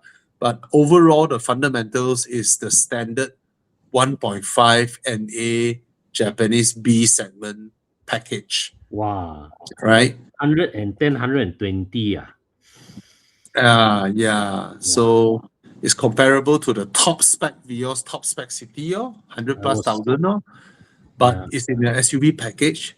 And they did not oversell the price. I mean, they could have marked it up by another 20, 30,000. They could have priced it at 128, 130. I mean, imagine if Toyota did this, a Vios package in an SUV, Mhm. how much would Toyota sell it? Right? Mm. They would have sold it for 130, 140K, of which they've done it in the Corolla Cross. Mhm. It's not a Corolla segment, right? It's Yeah, a B yeah, segment size. Yeah. Yeah. So yeah, Oh, It's- wow. it's 30 over 1,000 cheaper than the Corolla Cross. Mhm. And it's slightly, I think it has more space inside. Mhm. So it's okay. It's an okay buy. It's an okay Okay. buy. Yeah. Oh. Because I look at it, right, the first thought that come to my mind was this is like somebody, a car that I would cross shop against a Pro Duo Trust. That's my Yeah. impression lah. Yeah. But this one looks so much better than the Trust. Of course. Right? But the Trust is 30,000 cheaper, lah, given Yeah. that it's a Corolla. The thing is, this car, right, is made to look good on photos and pictures and videos because it's a handsome looking car. You see the photo, good looking way. You see the interior, good looking way. But the fundamentals is basic 1.5 liter NA Japanese front wheel drive hatchback. Yeah. Yeah, that's what it is. Which, I mean, you look at the photo, the interior is so impressive looking. Yeah. Yeah, Looks nice, yeah. eh? It looks good. Inside out, the car looks good. No doubts about it. All right. And it drives decent. It rides decent. So, okay. It's an okay car. And then it's not overpriced. It's benchmarked against the Japanese B segment sedans, which screams. The problem with City and Vios is that they scream when you buy a City, it screams, I cannot afford a Civic. Right? But when you buy the X-Force, you don't show it that way. It's like, I want a lifestyle SUV. It's so good looking. Yeah. Yeah. G82 M4 or a B9.5 RS5. M4. M4. M4. It's a much better drive. Okay. Have you checked the used Audi RS? Yeah, Audi RS is damn cheap now. Yeah, can buy. Reliability, I don't know. It's a Taycan inside. Daily a Mercedes E200, weekend is a 987, thinking of upgrade like McLaren Drive but Ferrari Roma Comfort, Huh? which is easier to maintain. Which would you choose? He said he liked the McLaren's Drive, but also liked the Roma's Comfort. The Roma is way more usable daily because of the ride height. When you open your door, the way you get inside, it's like a normal car, just like an Aston Martin or a 911, right? Whereas a McLaren, you sit really low, going in and out of the car, people will look at you when your doors go up, and then when you climb out of your car, when it's so low. Yeah. When you buying a McLaren and Ferrari and you're asking for easier to maintain, that's the wrong question, right? But it's the truth. The Ferrari will be easier to maintain. Yeah, Ferraris are actually very reliable. Yeah. I'm not saying McLarens are not, but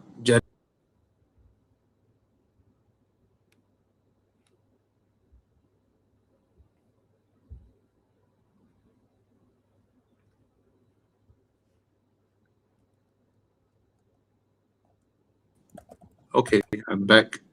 Okay, welcome back. Tesla Model 3 or Model Y? I don't like both, but it's not that I hate both. Okay, people equate don't like means hate. No. Both are good cars. Mm.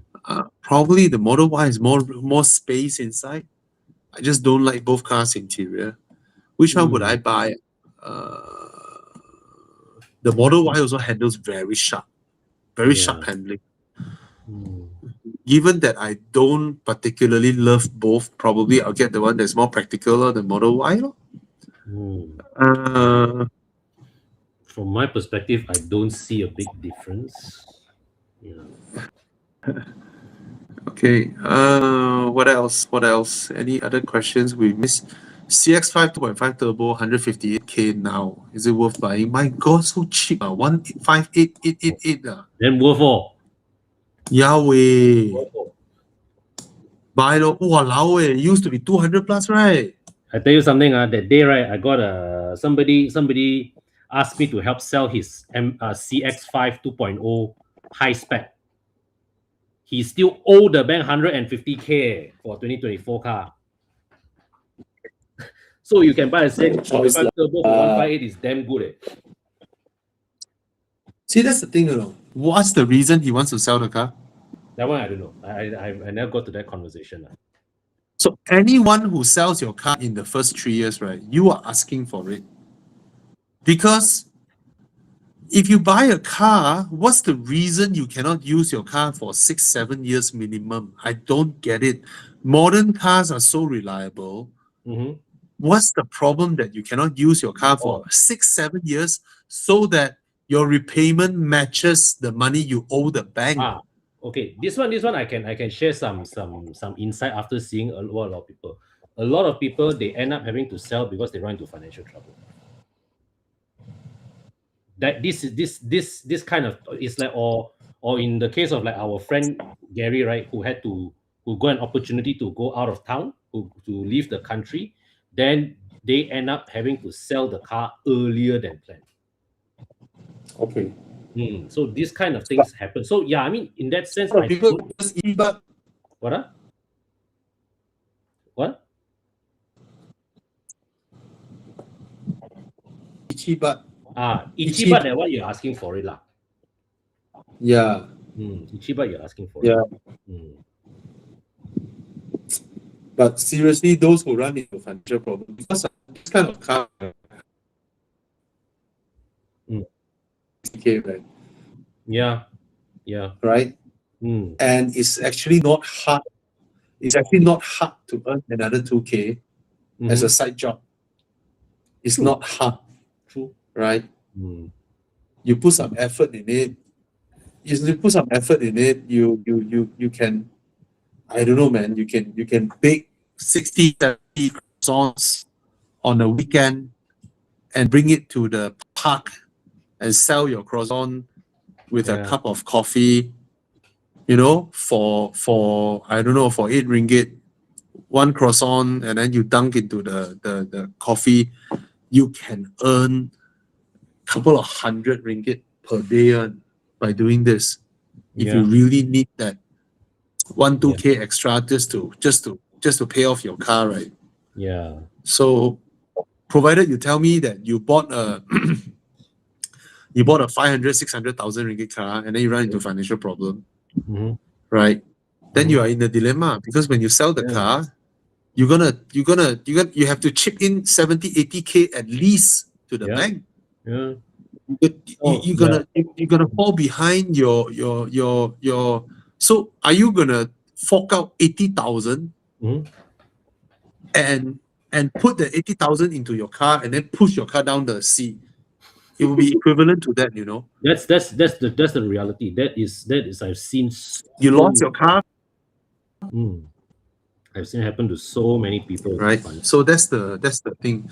I don't know. I'm saying this, but I may also run into that. We don't know now because the world is going crazy. Mhm. This stupid Israel and US, you know, for no reason. Yeah. So let's hope everybody make it out. Eugene just mentioned CF5 Turbo 158K is 2025 year make to clear stock. Oh yeah, it's Wow. Oh my It's God. still People alright. who bought it at 200 plus. it's still a good deal. It's a very good deal. It's a very, very good deal. What if it's a good deal because they overprice it at the first place? Yeah. Right. Okay. Because all right. I think yeah, I think we don't have any new. Oh, I see. I don't think we have any new questions anymore.